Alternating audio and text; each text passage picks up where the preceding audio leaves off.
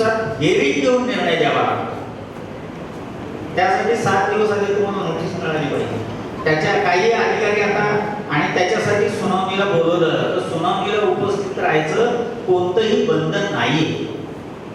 तुम्ही त्याचं जे हेरिंग होतं त्या हेरिंगला तुम्ही स्वतः किंवा तुमचा प्रतिनिधी उपस्थित राहू शकतो किंवा शासनाच्या परिपत्रकात नमूद केलेला तिसरा 3 पर्याय तुम्ही स्वतः उपस्थित राहा, तुमचा प्रतिनिधी पाठवा किंवा तुम्हाला अनुपस्थित राहण्याचा पर्याय स्वीकारता येतो.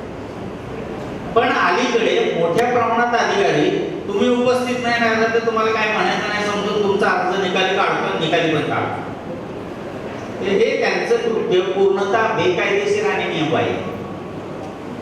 त्याने नॉर्मल कोर्समध्ये 30 दिवसात अपील डिसाईड करायचंय. काही कारणास्तव विलंब झाला तर त्याला आणखी 15 दिवस मिळतात. म्हणजे 45 दिवसात त्याने अपीलावर निर्णय घ्यायचा. 45 दिवसात अपीलावर निर्णय नाही घेतला त्याने अपील फेटाळले असं समजून आपल्याला सेकंड अपील केंद्र सरकारच्या अखत्यारीतली बाब असेल तर केंद्रीय माहिती आयोगाकडे आणि राज्य सरकारच्या अखत्यारीतली बाब असेल तर राज्य माहिती आयोगाकडे द्वितीय अपील करता येईल. या प्रथम अपील अर्जासोबत तुम्हाला माहितीच्या अर्जाची प्रत, तुम्हाला मिळालेलं उत्तर किंवा उत्तराची प्रत हे जोडून प्रथम अपीलाला 20 रुपये फी आहे, द्वितीय अपीलाला सुद्धा 20 रुपये फी आहे. ते करून पाठवलं जातं. माहिती आयुक्तांना जो निर्णय द्यायचा त्या निर्णयाला कोणतीही कालमर्यादा नाही. माहिती अधिकारी आणि प्रथम अपील अधिकारी यांना जो कालावधी आहे त्यांना कोणतीही मर्यादा नाही. आता ही झाली नागरिकांना माहिती घेण्याची. माहिती आयुक्तांकडे तुम्हाला दुसरा अपील करता येतं आणि तक्रार पण करता येते. आणि तक्रारीची चौकशी करताना माहिती आयुक्तांना दिवाणी न्यायालयाचे जे अधिकार आहेत ते सर्व अधिकार प्राप्त होतात. तक्रारीवर किंवा अपिलावर निर्णय देताना जर जाणीवपूर्वक माहिती दिली गेलेली नाही असं माहिती आयुक्तांचं मत झालं आणि मत झालं म्हणजे आपण त्यांना सिद्ध करून देऊ शकलो तर ते त्या माहिती अधिकाऱ्याला कमीत कमी 250 रुपये आणि जास्तीत जास्त 25,000 रुपये दंड करतात. दंड करण्याचे त्यांना अधिकार. त्याचबरोबर त्यांना ही माहिती न मिळाल्यामुळे जर एखाद्या नागरिकाला असं वाटलं की माझं नुकसान झालेलं आहे आणि ते त्यांनी माहिती आयुक्तांकडे पटवून दिलं तर माहिती आयुक्तांना या कायद्याच्या कलम 19(8) प्रमाणे नुकसान भरपाई देण्याचे अधिकार दिलेले आहेत. आणि मग माहिती आयुक्त दंड हा त्या माहिती अधिकाऱ्याला स्वतःच्या पॉकेटमधून भरावा लागतो आणि नुकसान भरपाई त्या ऑफिसला द्यावी. माहिती आयुक्तांकडे मी माहिती का नाकारलेली हे सिद्ध करून देण्याची जबाबदारी बर्डन ऑफ प्रूफ ज्याला म्हटलं जातं ते माहिती अधिकाऱ्यावर. हा एकमेव कायदा असा आहे की मी दोषी नाही हे सरकारी अधिकाऱ्याला सिद्ध करावं लागतं. इतर सर्व प्रकरणामध्ये पोलीस असेल, कलेक्टर असेल, मंत्रालय असेल, कुणी असेल धडाधड ऍक्शन घेतात. तुम्ही कोर्टात जा आणि कोर्टातून रद्द करून घ्या. हा कायदा हे नाही. या कायद्यात सरकारी अधिकाऱ्याला सांगायचं की मी कोणत्या नियम आणि कायद्यानुसार तरतुदीनुसार माहिती दिलेली नाही हे त्याला सांगायचं.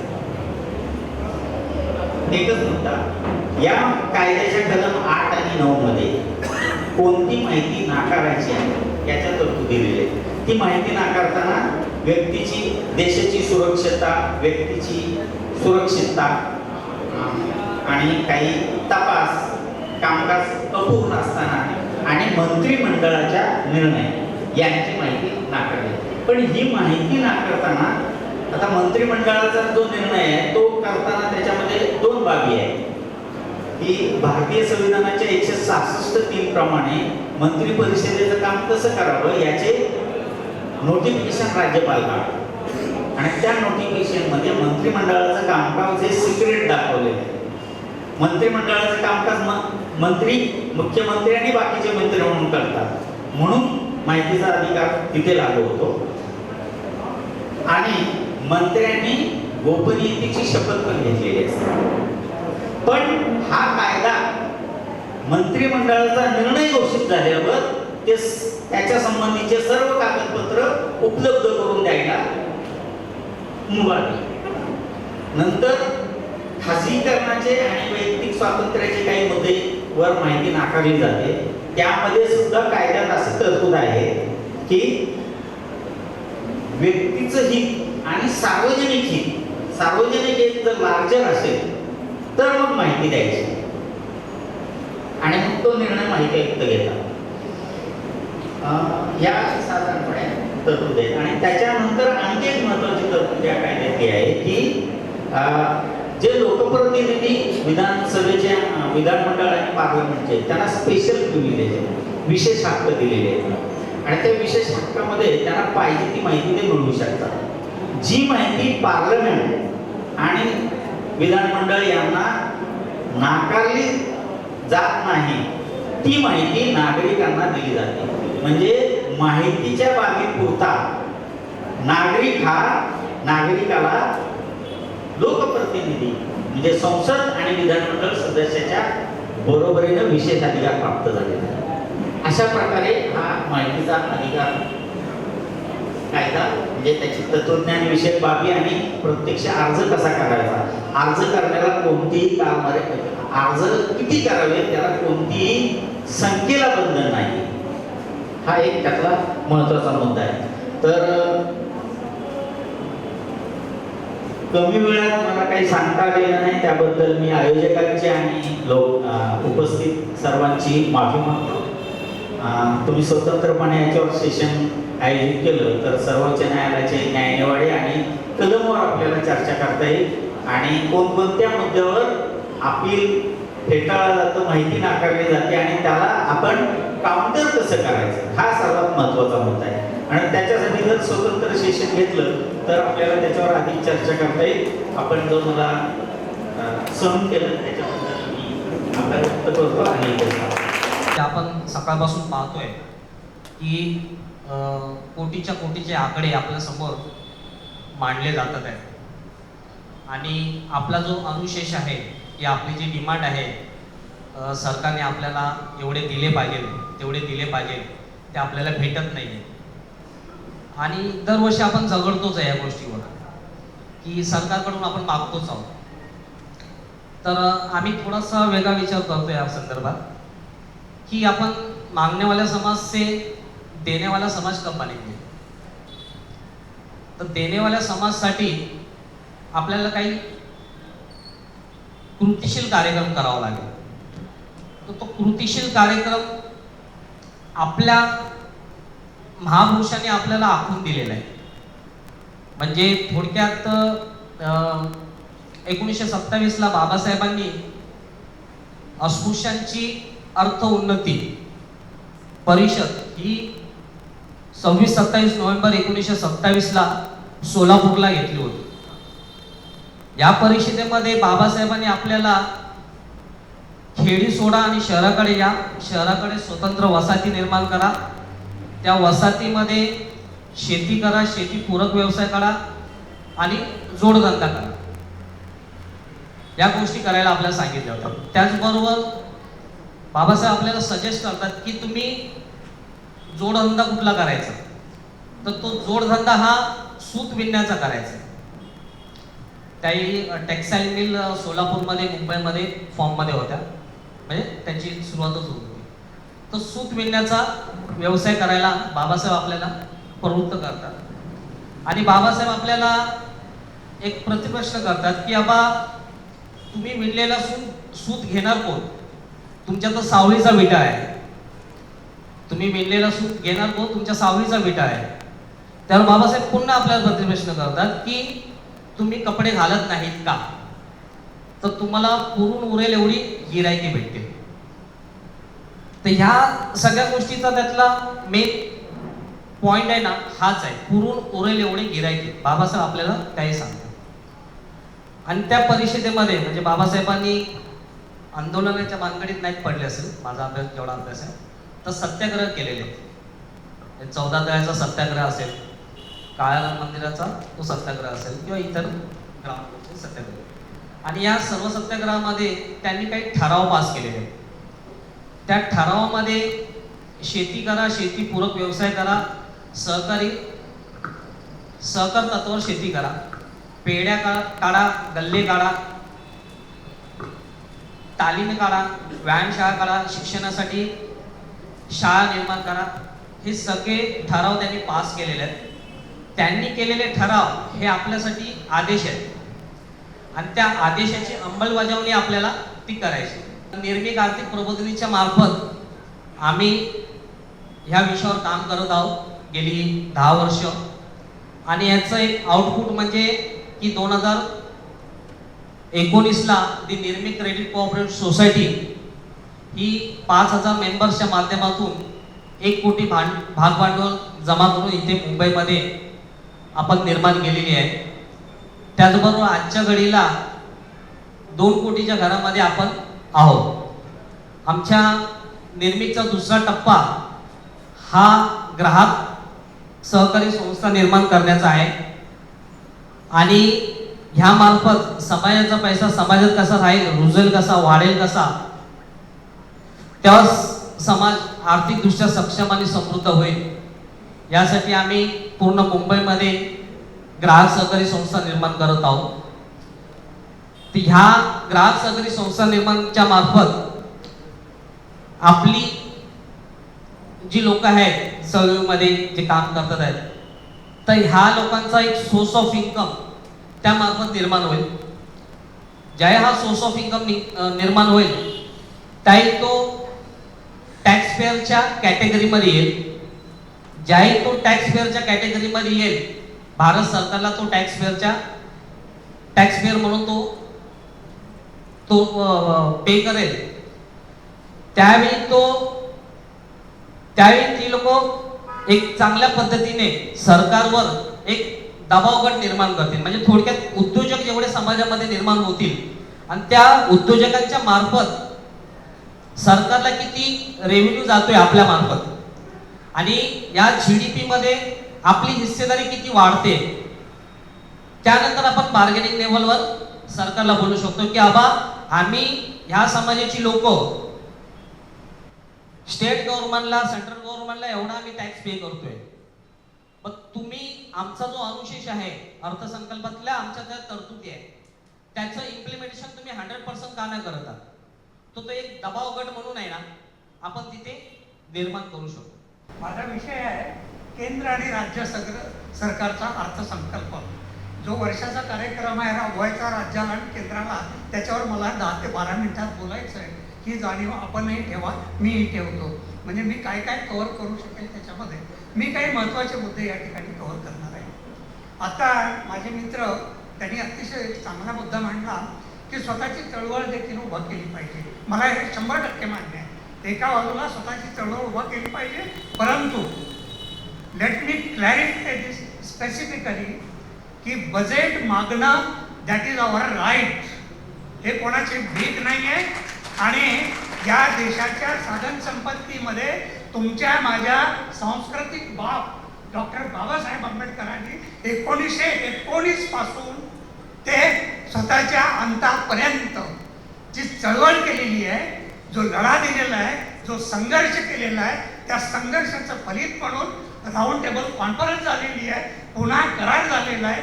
भारतीय राज्यघटनेवर 284 लोकांनी सह्या केलेल्या आहेत. तेव्हा कुठं ही प्रोटेक्टिव्ह पॉलिसीज या भारतामध्ये आलेल्या आहेत.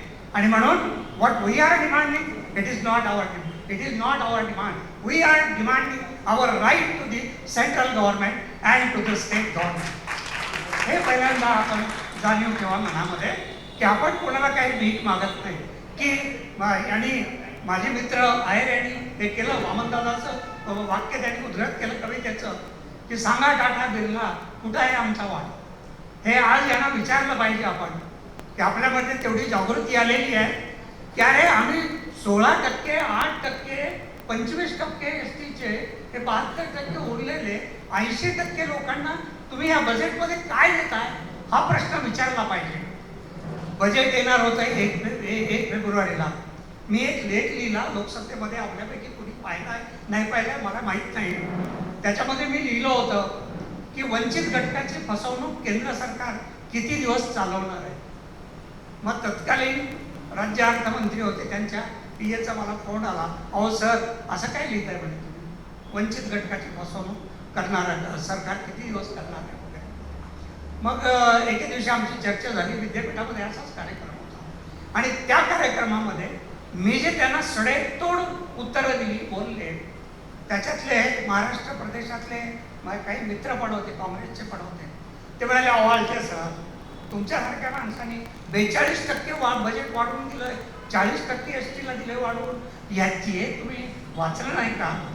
मग मी त्यांची ज्या वेळेला गणिती आकडेवारी मोडतोड करून त्यांना दिलं, त्यावेळेला ते म्हटले, हो हे बरोबर, हे असं झालंय. तर याच्यातले हे जे बारकावे आहेत मित्र हो, या बजेटमधले, ते बजेटमधले बारकावे मी थोडक्यात आपल्यासमोर मांडणार आहे. सुरुवात करतो मी केंद्रीय बजेटपासून. केंद्रीय बजेटपासून सुरुवात करत असताना मी आपल्याला एवढंच सांगेन की मी उल्लेख केल्याप्रमाणे 1241 जाती आहेत SC मध्ये या देशामध्ये आणि 705 जाती आहेत अनुसूचित जमाती. आणि आमची घरकुलं जी आहेत, सगळे जे घरकुल आहेत, 4.16 कोटी घरकुल आहेत आमचे आणि 2.14 कोटी SCची घरं आहेत. मल्टिप्लाइड बाय 3 ते 4, 5 माणसं, एवढ्या माणसाचा हा प्रश्न आहे. त्याची व्याप्ती प्रश्नाची किती आहे की SCच्या 16.6% पॉप्युलेशनचा आणि STच्या 8.6% पॉप्युलेशनचा, म्हणजे जवळपास 1/4 असलेल्या देशामधल्या हकदाराचा, हिस्सेदाराचा या बजेटचा संबंध आहे आणि बजेटचा प्रॉब्लेम आहे. आणि म्हणून सरकारची जी नैतिक जबाबदारी आहे, जे कॉन्स्टिट्यूशनल ऑब्लिगेशन आहे सरकारवरती, त्याप्रमाणे सरकार वागतंय का नाही हे पाहण्याची आपली सर्वांची नैतिक जबाबदारी आहे. सुशिक्षित पिढी म्हणून आज आपली जबाबदारी आहे. कारण आपण शिकलो, थोडे स्थिर सावर झालो, आपण जर संघर्ष नाही केला, आपण जर ह्या काही गोष्टी दरदरेला आणून दिल्या नाहीत, तर डॉक्टर बाबासाहेब आंबेडकरांनी संघर्ष करून जे जीवन आपल्याला दिलं, ते जीवन कदाचित आपल्या पुढच्या पिढीला मिळणार नाही. म्हणून ही वॉर्निंग म्हणून आपण या बजेटचा अभ्यास स्वतंत्रपणे केला पाहिजे, असं माझं मत आहे. दुसऱ्या एका गोष्टीचा उल्लेख मला या ठिकाणी करायचा आहे, तो असा आहे की हे बजेट आपण मागतो, त्या बजेटच्या संदर्भात जसं आपल्या राखीव जागा आल्या वगैरे वगैरे सगळे 1919च्या हिस्ट्रीपासून राजकीय राखीव जागा आल्या, ॲडमिशन्स आले, पॉलिटिकल रिझर्वेशन्स आले वगैरे वगैरे, तसंच 1974ला विशेष आर्थिक तरतुदी कराव्यात अशा प्रकारचा पहिला विचार मनमोहन सिंगच्या काळात आला. आणि मग त्याच्यामधून स्पेशल कंपोनंट प्लॅन नावाची एक कन्सेप्ट आली की बाबा ज्या SC सगळ्यात अगोदर STला स्पेशल कंपोनंट प्लॅन, ट्रायबल सब प्लॅन आला आणि 19ला शेड्यूल कास्ट कंपोनंट प्लॅन आला. आणि त्याच्यामध्ये विचार असा मांडला की या दोन्ही घटकाची परिस्थिती अत्यंत हलाखीची असल्यामुळे त्यांना त्यांच्या लोकसंख्येच्या प्रमाणामध्ये आपण जे बजेट देतो त्या बजेटचा वाटा त्यांच्यावरती केंद्र सरकारने आणि राज्य सरकारने खर्च केला पाहिजे. ही संकल्पना 1974ला पहिल्यांदा ST साठी आली आणि 1979ला SC साठी आली, ट्रायबल कंपोनंट प्लॅन आणि स्पेशल कंपोनंट प्लॅन म्हणून हे दोन योजना आल्या. त्यावेळेला असं ठरलं की 62 मंत्रालयांना निर्देश दिले की 62 मंत्रालयांनी त्या त्या प्रदेशातल्या लोकसंख्येच्या प्रमाणामध्ये सगळ्या बजेटचा हिस्सा त्या त्या विभागावर खर्च केला पाहिजे. आणि हे राज्यांना देखील बंधनकारक करण्यात आलं. आणि तिथून पुढे या आर्थिक बजेटच्या हालचालीची सुरुवात झाली.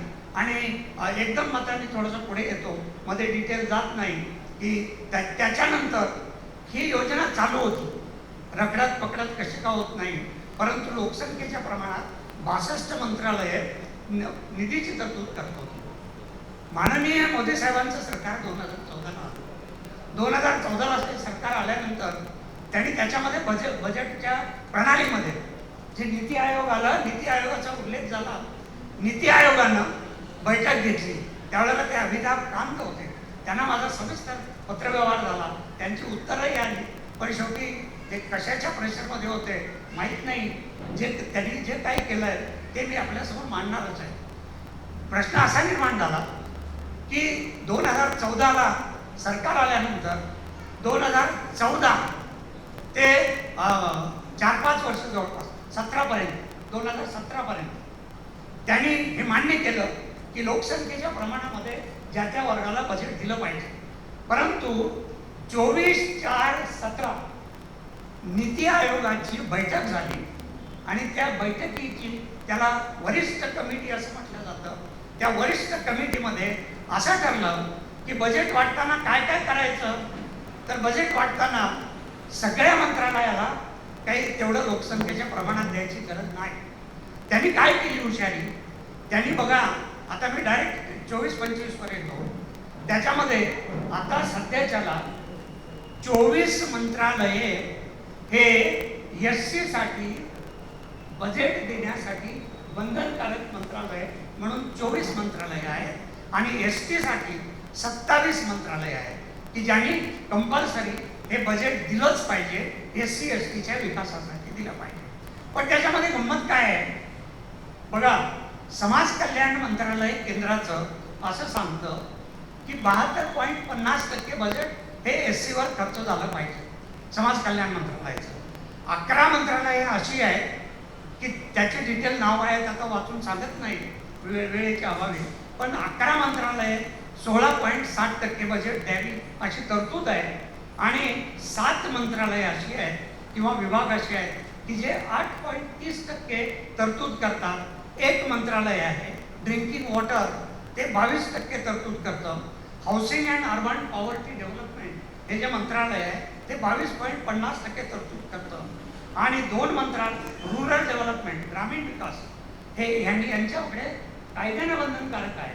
कायदा म्हणजे गाईडलाईन्स आहेत, त्या कायदा नाही आहे तो, दीज आर गाईडलाईन्स की रुरल डेव्हलपमेंटनं 25% बजेट द्यावं आणि विमेन आणि चाइल्ड डेव्हलपमेंट मंत्रालय जे आहे, स्कूल एज्युकेशन, त्यांनी 20% बजेट द्यावं असं या नीती आयोगाच्या गाईडलाईन्स आहे. आणि STच्या संदर्भात आपण विचार केला तर STमध्ये STचं ट्रायबल डेव्हलपमेंटकडे जबाबदारी आहे की 100% बजेट त्यांनी खर्च करावं. 11 मिनिस्ट्री अशा आहेत STसाठी 8.6% बजेट द्यावे अशी तरतूद आहे.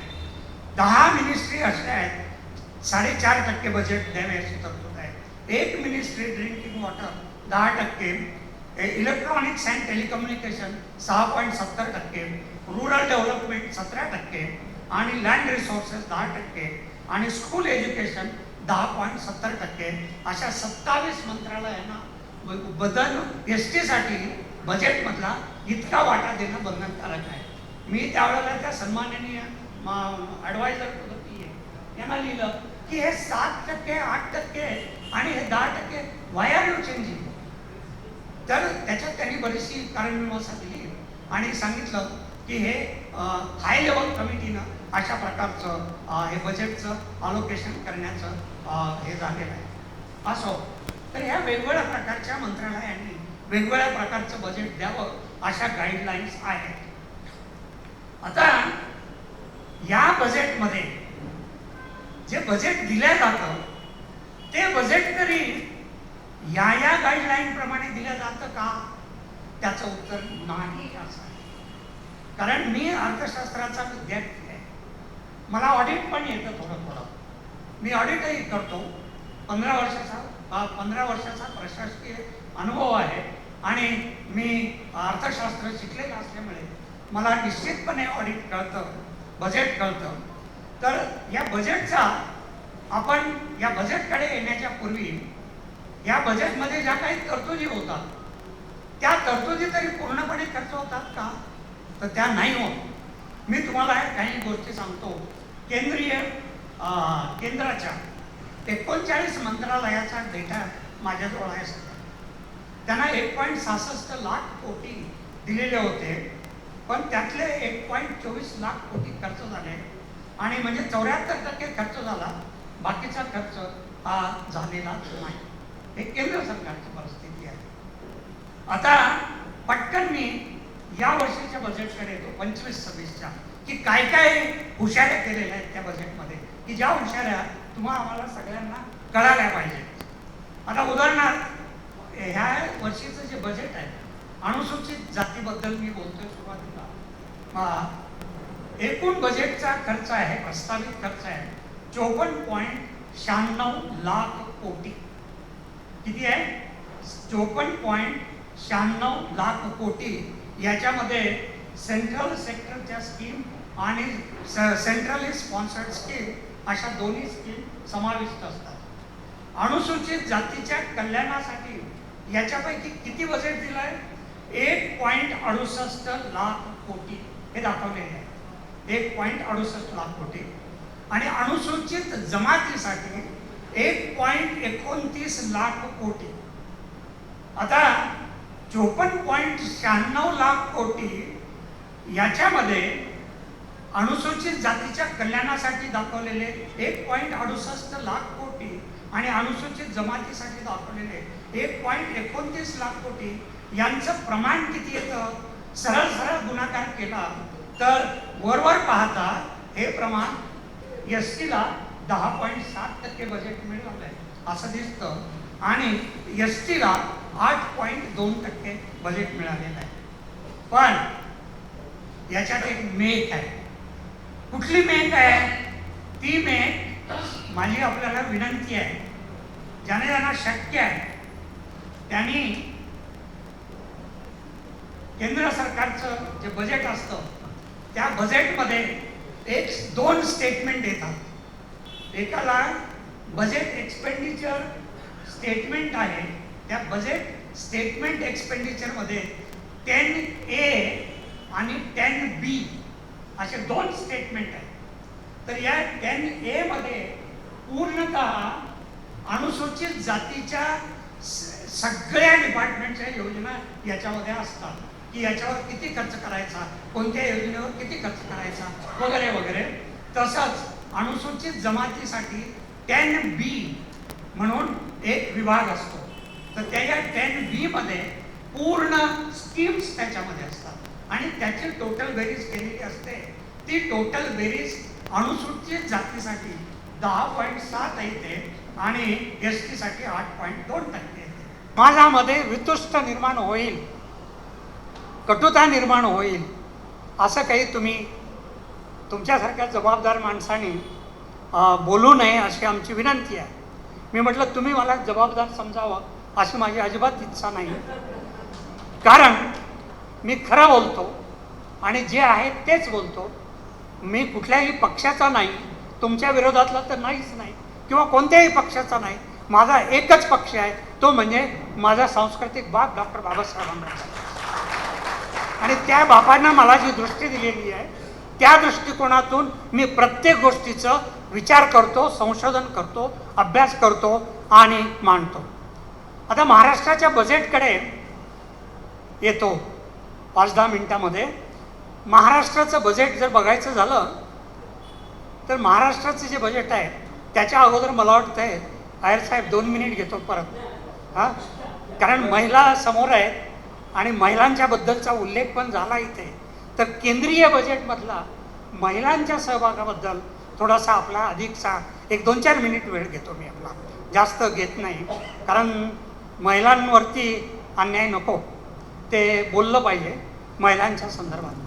मगाशी मला वाटतं कांबळे मॅडमनी त्याचा उल्लेख केला की 2015 पासून जेंडर बजेट यायला सुरुवात झाली, चांगली गोष्ट आहे.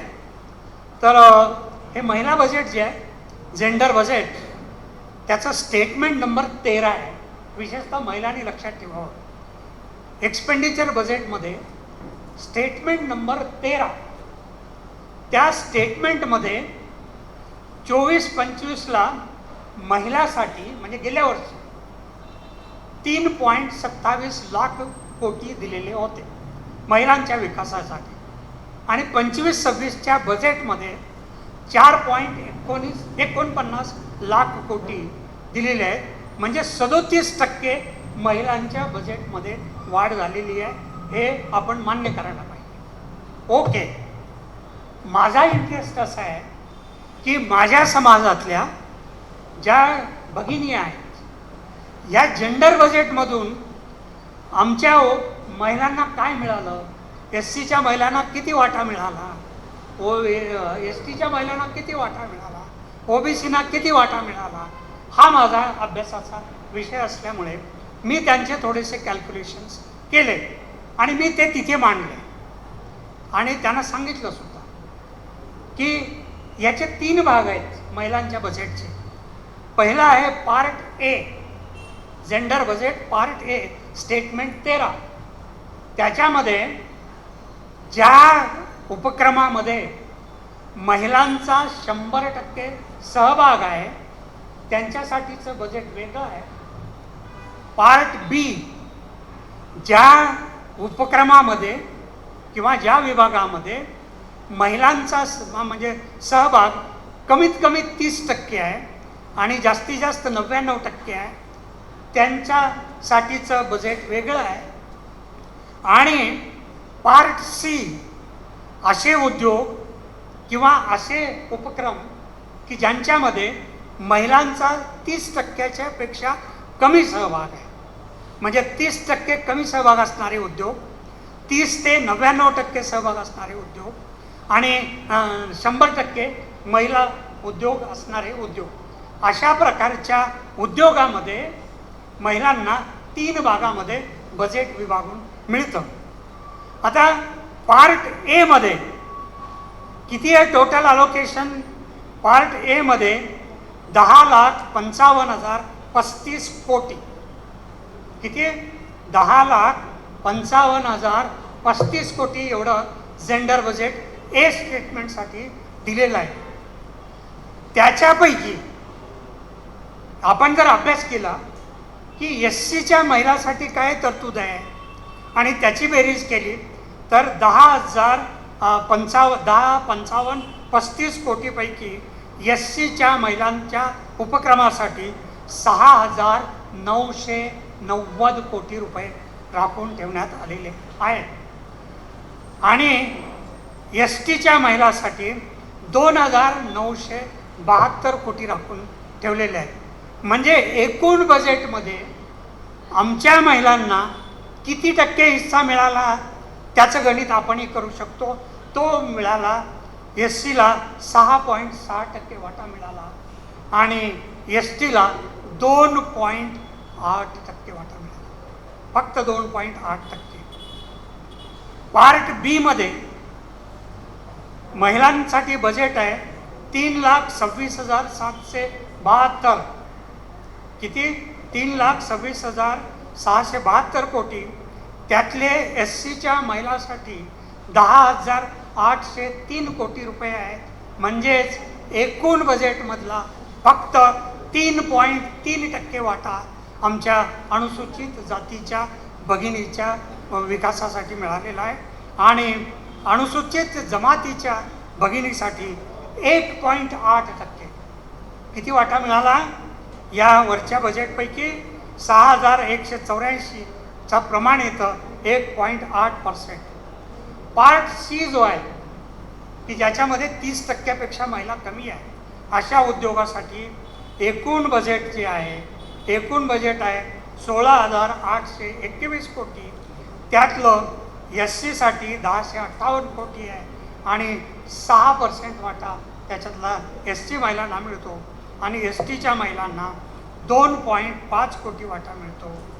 आपण जर सगळ्यांची गोळाबेरीज केली, part A plus B plus C अशी जर एकत्रीकरण केलं आणि ह्या सेंट्रल आणि स्टेट स्कीममधल्या किती वाटा मिळतो तर एस सीच्या वुमेनसाठी 1.20% आणि एस टीच्या वुमेनसाठी 0.60%. 1% सुद्धा वाटा या जेंडर बजेटचा या महिलांच्या वाट्याला आलेला नाही.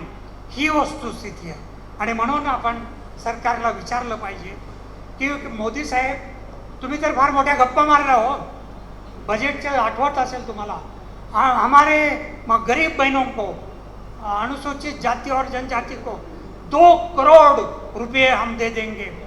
आपल्याला आश्चर्य वाटेल, अय्यर साहेब, यासाठी एकाही पैशाची बजेटमध्ये तरतूद नाही.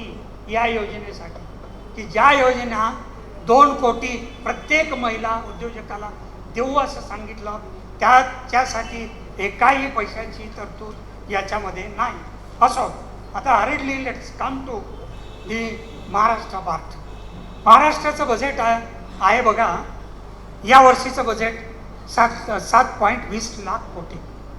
ओके, त्यांचा प्रस्तावित खर्च आहे.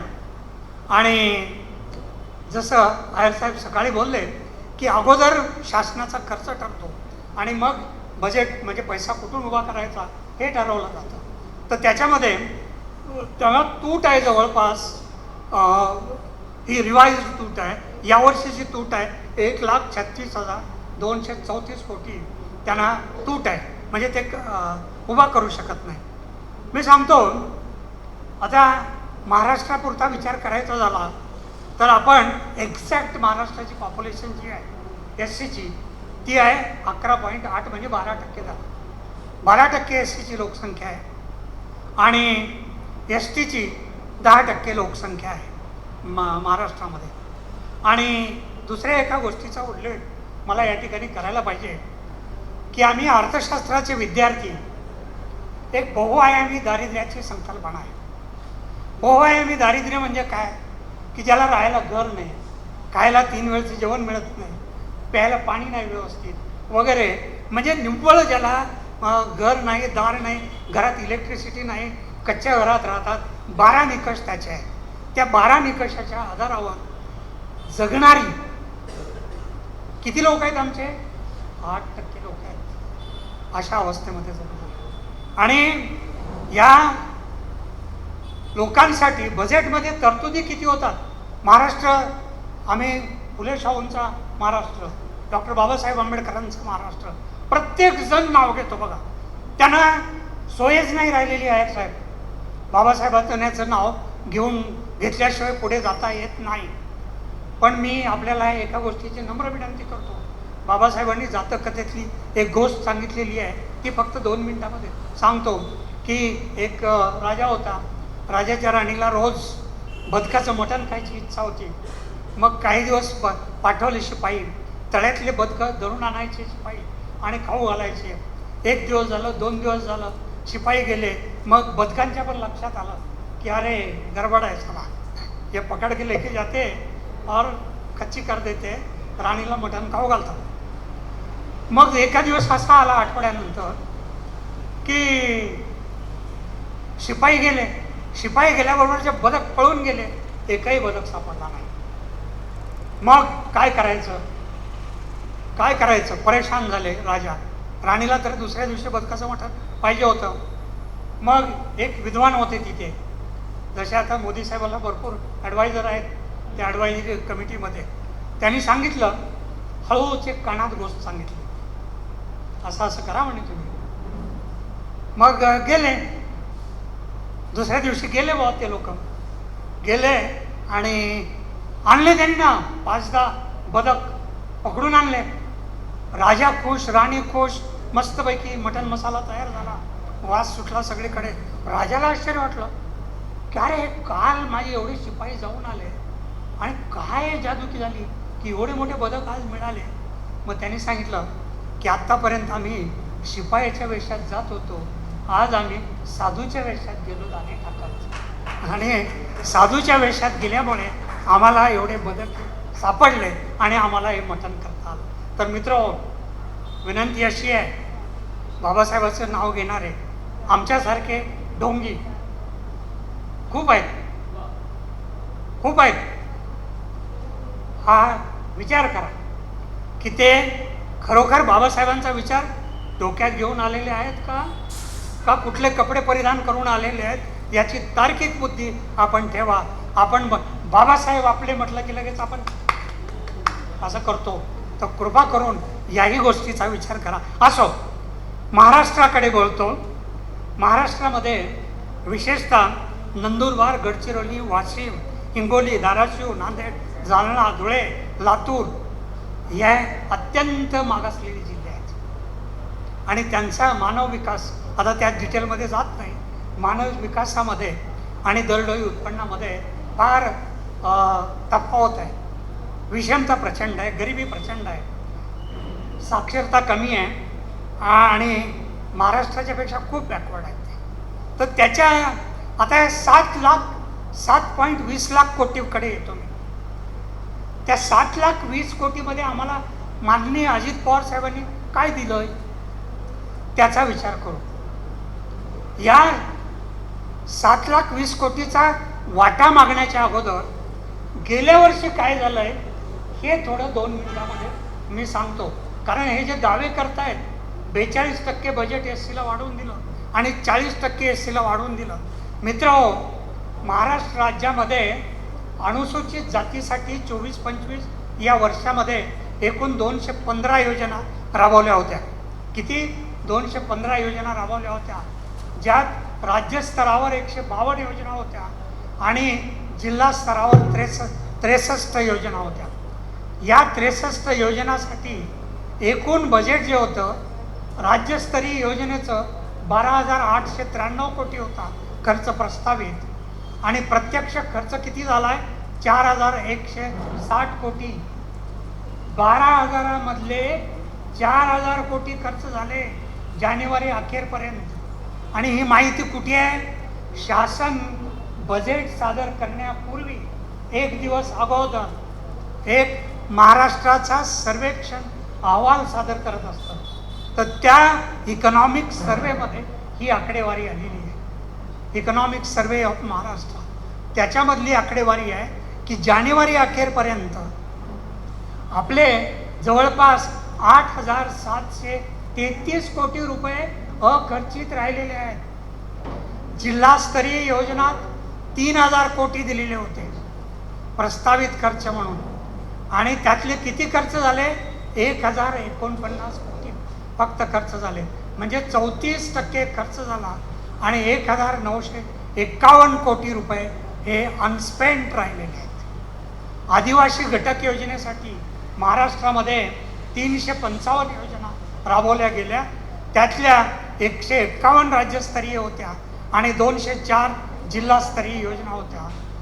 या योजनेचा जो खर्च होता एकूण त्या 12,996 कोटी रुपये होते. त्यातले खर्च किती झाले? ते खर्च मायनस होऊन 7,781 कोटी रुपये अनस्पेंट आहेत.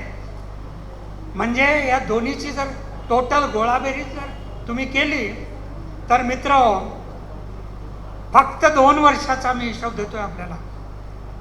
23-24 आणि 24-25 SCचे 13,505 कोटी अखर्चित राहिलेले आहेत. किती? 24-25 23-24च्या बजेटमध्ये 13,505 कोटी खर्च झालेले नाहीत. STच्या 10,882 कोटी खर्च झालेले नाहीत.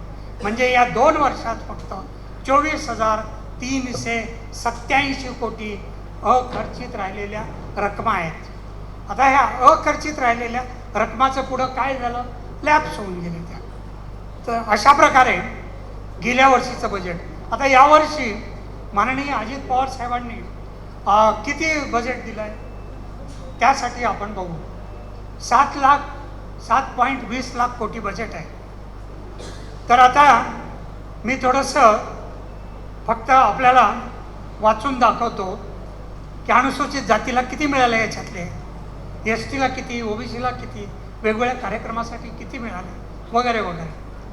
तर ह्या 7.20 लाख कोटीपैकी अनुसूचित जातीच्या घटक कार्यक्रमासाठी बजेट मिळालं 22,568 कोटी.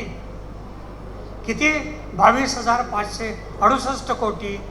म्हणजे एकूण बजेटमध्ये किती हिस्सा मिळाला? 3.22%. महाराष्ट्राची लोकसंख्या किती आहे? SCची 12% लोकसंख्या आहे. 12% लोकसंख्येला किती बजेट मिळालं? 3.22%. आणि अनुसूचित जमाती ज्या आहेत त्यांना 21,495 कोटी दिलेले आहेत. त्यांचा वाटा 3.7 कोटीवर आला. आमचे OBC बांधव जे आहेत, सकाळी ज्यांच्याबद्दल चर्चा झाली, OBC बांधवांना 4,368 कोटी त्यांच्या विकासासाठी ठेवलेले आहेत माननीय अजित पवार साहेबांनी. ते किती येतं प्रमाण एकूण बजेटची 7.20 लाख कोटीची 0.62. ही वस्तुस्थिती आहे. ओबीसीच्या विकासासाठी 0.62. आमचे मुस्लिम बांधव जे आहेत, मायनॉरिटीज, डेव्हलपमेंट ऑफ मायनॉरिटीज 812 कोटी रुपयाची तरतूद आहे.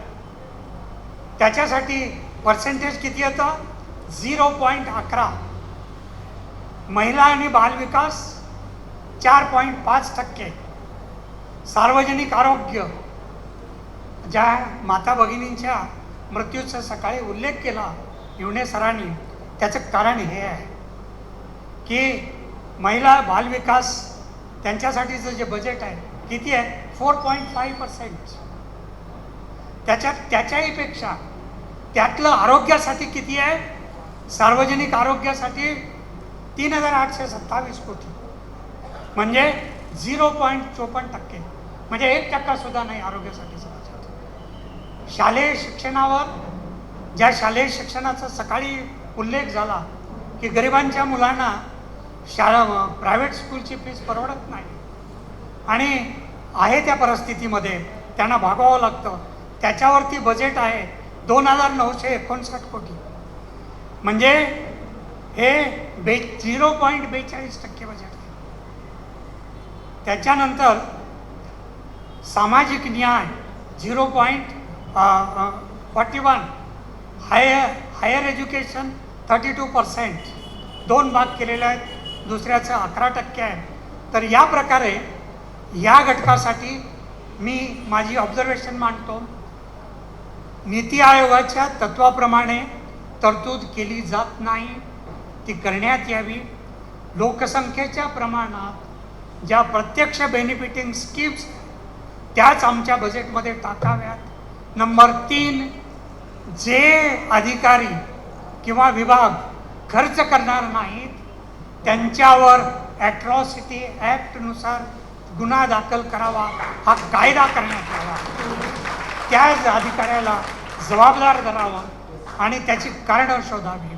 नंबर 4, एक नोडल मिनिस्ट्री खास, की हा खर्च म्हणजे असं नाही की वर्षाच्या शेवटी जानेवारी आली की आर्थिक सर्वे तयार केला, किती खर्च झाला बघा, पुढच्या वर्षाचं बजेट करायचं आहे, असं नाही. प्रत्येक 3 महिन्याला एक यंत्रणा तयार करा आणि त्या यंत्रणेच्याद्वारे या सगळ्या खर्चाचा बजेटरी अलोकेशनचा रिव्ह्यू घ्या आणि त्याच्यानुसार या तरतुदी का खर्च होत नाहीत त्याची कारणं शोधा. या प्रकारे आपण जर पुढे गेलो तर मला असं वाटतं की आपला उत्कर्ष होण्यासाठी मदत होईल. मला या ठिकाणी आपण सर्वांनी ऐकून घेतलं त्याबद्दल आपले सर्वांचे मनपूर्वक मी आभार मानतो. माझा जो विषय आज मला दिलेला आहे तो आहे की आंबेडकरी सहकार चळवळ. खरं तर मी जेव्हा आदरणीय शुद्धजन आहेर सरांना बोललो की नेमकं तुम्हाला काय अपेक्षित आहे याच्यामधून, तर त्यांना जे अपेक्षित होतं की कॉपरेटिव्ह मुवमेंट जी असेल ज्याने महाराष्ट्रामध्ये आमूलाग्र बदल केले. खरं तर मागच्या 12 मे 2025ला 150 वर्ष पूर्ण झाली सहकार चळवळीला. पहिली घटना जी आहे 1975ला पूर्वी बँका नव्हत्या किंवा पतपेढ्या नव्हत्या, त्यामुळे सावकार जे आहेत, आपण मदर इंडिया नावाचा मूव्ही पाहिला असेल, याच्यामध्ये सावकार जे लोक होते ते कशा पद्धतीने शेतकऱ्यांची लूट करत होती, व्याजाला व्याज लावून त्यांच्या जमिनी सरसकट ताब्यात घेत होती. तर त्या विरोधामध्ये पुण्याजवळचं जे सुपा गाव आहे तिथं 12 मे 1975ला लोकांनी त्या सावकाराच्या विरोधामध्ये म्हणजे त्याला मारहाण केली आणि तिथून खरे सहकारी चळवळ उभी राहिली असं मानलं जातं. त्याला 150 वर्ष पूर्ण झाले. 150 वर्षानंतर आता आपल्याला असं वाटतं की आंबेडकरी चळवळीला या अशा सहकार चळवळीची आवश्यकता आहे का, तर त्याच्यावरती विचार होणं गरजेचं आहे. खरं तर सरांचा जो उद्देश होता त्यांनी सुरुवातीला जो सांगितलं की शेड्यूल्ड कास्ट पूर्ण भारतामध्ये तुम्हाला दिसते आणि शेड्यूल्ड कास्टपेक्षा अधिक महत्त्वाचं की बाबासाहेब आंबेडकर तुम्हाला पूर्ण भारतामध्ये दिसतात आणि बाबासाहेब नावाचं जे ब्रँड आहे, जे बॅनर आहे, जे अम्ब्रेला आहे, त्याच्याखाली आपण सर्व एकत्र येऊन ही कॉपरेटिव्ह मुवमेंट पुढे घेऊन जाऊ शकतो का, असं खरं तर त्यांची यामागची भूमिका आहे असं मला वाटतं. सरांनी आता बजेटचा विषय मांडला. समाज कल्याण विभागाचे जे मंत्री आहेत, ज्याला आता सामाजिक न्याय विभाग म्हणतात, त्यांच्यामुळे ह्या चर्चेला खरं तर सर मला माफ करा सर. सामाजिक न्याय मंत्र्यांनी सांगितलं की हा बजेट कुठंतरी दुसरीकडे वापरला जातो, त्याच्यावरती दिवसभर चर्चा झाली. मी नांदेड विद्यापीठामध्ये काम करतो आणि ग्रामीण भागामध्ये मला असं वाटतं जरी मुंबईत असेल तरी बाबासाहेब आणि एकूणच आंबेडकरी चळवळ यामुळे मला वाटतं सर्व ग्रामीण क्षेत्रावरती सुद्धा मंथन होणं या परिषदेमध्ये अपेक्षित आहे असं मला वाटतंय. तर सामाजिक न्याय विभागाचा जो फंड वापरला जातो याच्यावरती माननीय मंत्री महोदयांनी भाष्य केलं आणि त्यानंतर या सगळ्या चर्चा सुरू झाली आणि त्याचंच फलित तुम्ही परिषद आयोजित केली आहे. तुमच्या माहितीसाठी सांगतो, ग्रामीण भागामध्ये अजून काय होतं. समाज कल्याणाचा जो निधी आहे, जो जे समाज मंदिरं असतात किंवा जे सामाजिक न्याय भवन बांधण्यासाठी वापरली जातात, ती सध्या कुठे वापरली जातात? सर्रासपणे त्या निधीमधून आता प्रत्येक गावामधल्या वस्तीमध्ये मरियाई असेल, लक्ष्मी आई असेल, ह्या देवीची मंदिरं बांधली जातात. तुमच्या माहितीसाठी सांगतो. तुमच्याकडे नातेवाईक मित्र ग्रामीण भागात असतील, पंचायत समितीमध्ये कोणी इंजिनियर असतील तर त्यांना तुम्ही विचारा, सामाजिक न्याय विभागामधून अशा पद्धतीच्या लायब्ररीज असतील किंवा सभागृह बांधण्याच्या ऐवजी सर्रासपणे जी देवधर्म आपण सोडून दिले त्याची देवळं बांधली जात आहेत आणि एका विशिष्ट ब क ड मधला जो वर्ग आहे त्याला पॉलिटिकली अट्रॅक्ट केले जातं. तर त्याच्यावरती सुद्धा भाष्य करावं लागेल. तर अशा पद्धतीने समाज कल्याणचा जो निधी आहे, मला खरं तर पॉलिटिकल भाष्य करायचं नाही आहे, but obviously we are living in political economy. When we are living in political economy then obviously we have to make some political statements. मला असं वाटतं की हंडोरे साहेबांनी खरं तर सामाजिक न्याय भवन तुम्ही प्रत्येक जिल्ह्यामध्ये जा, तालुक्यांमध्ये तुम्हाला बोर्डिंग मिळतील सामाजिक न्याय विभागाच्या अतिशय सुंदर, आणि जिल्ह्याच्या ठिकाणी सामाजिक न्याय विभाग मिळतील. या हंडोरे साहेबांनी सगळ्यात जास्त चांगला निधी वापरला म्हणून त्यानंतरच्या काळामध्ये हंडोरे साहेबांना साईड कॉर्नर केलेलं आहे, ही वस्तुस्थिती आहे आणि सर्वांनी साईड कॉर्नर केलेलं आहे. आणि म्हणून हा निधी वापरत असताना कुणालाही असं वाटत नाही की हा योग्य ठिकाणी गेला पाहिजे. आता माझा जो विषय मला दिलेला आहे कॉपरेटिव्ह मुवमेंटचा किंवा सहकारी चळवळीचा, सहकार चळवळीमध्ये जेव्हा आपण पाहतो तेव्हा मोस्टली आपल्या चेहऱ्यासमोर सामना चित्रपटामधले साखर सम्राट आणि शिक्षण सम्राट आपल्या डोळ्यासमोर येतात आणि तो जर आपण कॅनव्हास पाहिला तर आपल्या लक्षात येईल की मराठा समाज जो आहे त्याने कॉपरेटिव्ह मुवमेंटमध्ये किंवा सहकार चळवळीमध्ये खूप चांगलं काम केलेलं आहे. आणि आपण काय केलेलं आहे, आपल्याला फक्त एवढाच प्रश्न विचारावा लागला की मारुती कांबळेचं काय झालं. त्या चित्रपटामध्ये तुम्ही पाहिलं तर मारुती कांबळेचं काय झालं, इथपर्यंतच आंबेडकरी चळवळ थांबलेली आहे. मारुती कांबळेचं काय झालंय हे विचारत असतानाच एका विशिष्ट समाजाने सहकार चळवळीमध्ये खूप मोठं काम केलेलं आहे. आणि आज कुठलंही गव्हर्नमेंट येऊ द्या, कुठल्याही विचारधारेचं येऊ द्या, मराठा समाजाला सोबत घेतल्याशिवाय कुठलंही राजकारण पूर्ण होत नाही. त्याचं कारण आहे की मराठा समाज ग्रामीण भागामध्ये गावागावामध्ये सहकार चळवळीमधून त्याने त्याची बांधणी केलेली आहे, लोकल बॉडीज तयार केलेल्या आहेत. मग त्या पतपेढीज असतील, ते साखर कारखाने असतील, त्यानंतर दूध डेअरी असतील, सूतगिरण्या असतील आणि एकूणच पंचायत समिती ग्रामपंचायतमध्ये त्यांचं प्राबल्य असेल. आणि म्हणून आणि कॉपरेटिव्ह मुवमेंटमध्ये मराठा समाजाने जे काम केलं त्या धर्तीवरती आपल्याला काम करता येईल का, त्यासाठी ग्राउंड चेक करणं गरजेचं आहे. कॉपरेटिव्ह मुवमेंटमध्ये सहकार चळवळीमध्ये सगळ्यात महत्त्वाचं आहे लँड आणि शेती. लँड म्हणजे शेती, कारण तुम्हाला साखर कारखान्याकडे जायचं असेल तुमच्याकडे शेतकरी शेअर होल्डर पाहिजे, तुम्हाला दूध डेअरी सुरू करायचे तुमच्याकडे पशुधन पाहिजे, पशुधनासाठी शेती पाहिजे, चारा पाहिजे. आणि नेमका आंबेडकरी जो काही समाज आहे, मग तो शेड्यूल असेल, शेड्यूल ट्राईब असेल, तो लँडलेस आहे, त्याच्याकडे जमीन नाही आहे. जर तुम्ही पर्सेंटेज पाहिलं तर महाराष्ट्रामध्ये 60% शेड्यूल कास्ट पीपल आर लँडलेस. 60% लोकांकडे जमीन नाही आहे. आणि भारताचा जर विचार केला तर 70% लोकांकडे जमीन नाही. They are landless labours. आणि मग लँडलेस लेबर्सला घेऊन आपल्याला सहकारी चळवळ उभी करता येईल का? म्हणजे कधी कधी आदरणीय प्रकाश आंबेडकर नांदेडला येतात, इलेक्शनला उभे राहतात, सोलापूरला उभे राहतात, अकोल्याला उभं राहतात. समाज बऱ्यापैकी प्रयत्न करतो, काम करतो, पण त्यांना यश मिळत नाही. त्याचं कारण काय? कारण कॉपरेटिव्ह मुवमेंट आंबेडकरी चळवळीमध्ये नाही. कॉपरेटिव्ह मी ॲक्च्युली ऊसतोड कामगारांसाठी काम करतो. इंडियन एक्सप्रेसने माझ्या कामाची दखल घेतलेली आहे. मागे लोकसत्ताला माझे 2-3 लेख आले होते, त्याच्यातूनच खरं तर माझी आणि आहेर साहेबांची ओळख झाली. तर त्याच्यामध्ये जर तुम्ही पाहिलं तर जे साखर कारखाने आहेत ते साखर कारखाने इलेक्शनच्या वेळी जर गावांनी मतदान त्यांच्या बाजून नाही केलं तर त्यांचा ऊस जागेवरती वाढवला जातो आणि म्हणून लोक निवडून येतात. सहकार चळवळीची ही ताकद आहे. पण ही ताकद जर आंबेडकर चळवळीला पाहिजे असेल तर आपल्याला जमीन पाहिजे आणि 60% पीपल आर लँडलेस. त्याच्या पुढचा मुद्दा मी तुम्हाला सांगतो की गायरान जमिनी ज्या आहेत किंवा हडकी हडवळच्या जमिनी ज्या आहेत त्या ग्रामीण भागामध्ये आहेत, त्या ग्रामीण भागातल्या जमिनी आता सर्रासपणे विंड मिल किंवा पवनचक्क्याला देण्यात येत आहे. संतोष देशमुखचं प्रकरण घडलं, सगळा महाराष्ट्र हळहळला, त्याच्यावरती खूप सारी चर्चा होते. त्याच्या पुढच्या भागावरती अजिबात चर्चा होत नाही. ती अशा प्लॅटफॉर्मवरून चर्चा झाली पाहिजे. बीड जिल्हा असेल किंवा आजूबाजूच्या भागामध्ये जिथं पवनचक्क्या उभारल्या जातात, जिथं ह्या विंड मिल्स उभ्या राहतात, तिथे कंपन्या येत आहेत आणि ते पाहत आहेत की तुमचं डॉक्युमेंटेशन कसं आहे. निजाम काळामध्ये गायरान जमिनी हडके हडोळे शेड्यूल कास्टला मिळालेले आहेत, त्यातल्यात आताच्या बौद्ध समाजाला मिळालेले आहेत आणि ते पाहत आहेत की ते डॉक्युमेंट वाईज खरोखर त्यांच्या नावावर आहेत का. असतील तर त्यांना मावेजा दिला जातो आणि त्या जमिनी त्यांच्याकडनं हिसकावून घेतल्या जातात. जर ते शासनाच्या नावावर असेल तर शासनाला मावेजा दिला जातो आणि आता उरलेला हा 40% जो 40% जो लँड होल्डर आहे त्याला सुद्धा लँडलेस करण्याकडे आता आपण जात आहोत. त्यामुळे जोपर्यंत आपल्याला जमिनीची मालकी मिळणार नाही किंवा आहे त्या जमिनी गायराण्याच्या असतील किंवा हडकी हडवळ्याच्या असतील ह्या जोपर्यंत सुरक्षित राहणार नाही तोपर्यंत आपण कॉपरेटिव्ह मुवमेंट किंवा सहकार चळवळीचा विचार करू शकत नाही. आणि हे खूप मोठे महत्त्वाचे मुद्दे आहेत असं मला वाटतं. आणि म्हणून आपण नामांतर चळवळ असेल मराठवाड्यामधली किंवा एकूणच महाराष्ट्रामधली दलित पॅंथरची चळवळ असेल याच्यावरती आपण बोलतो आहे, पण पुढच्या काळामध्ये नवीन नवीन प्रश्न निर्माण होत आहेत आपल्या समाजासमोर. मग हे पवनचक्क्याचे असतील, लँडलेस करण्याच्या गोष्टी असतील.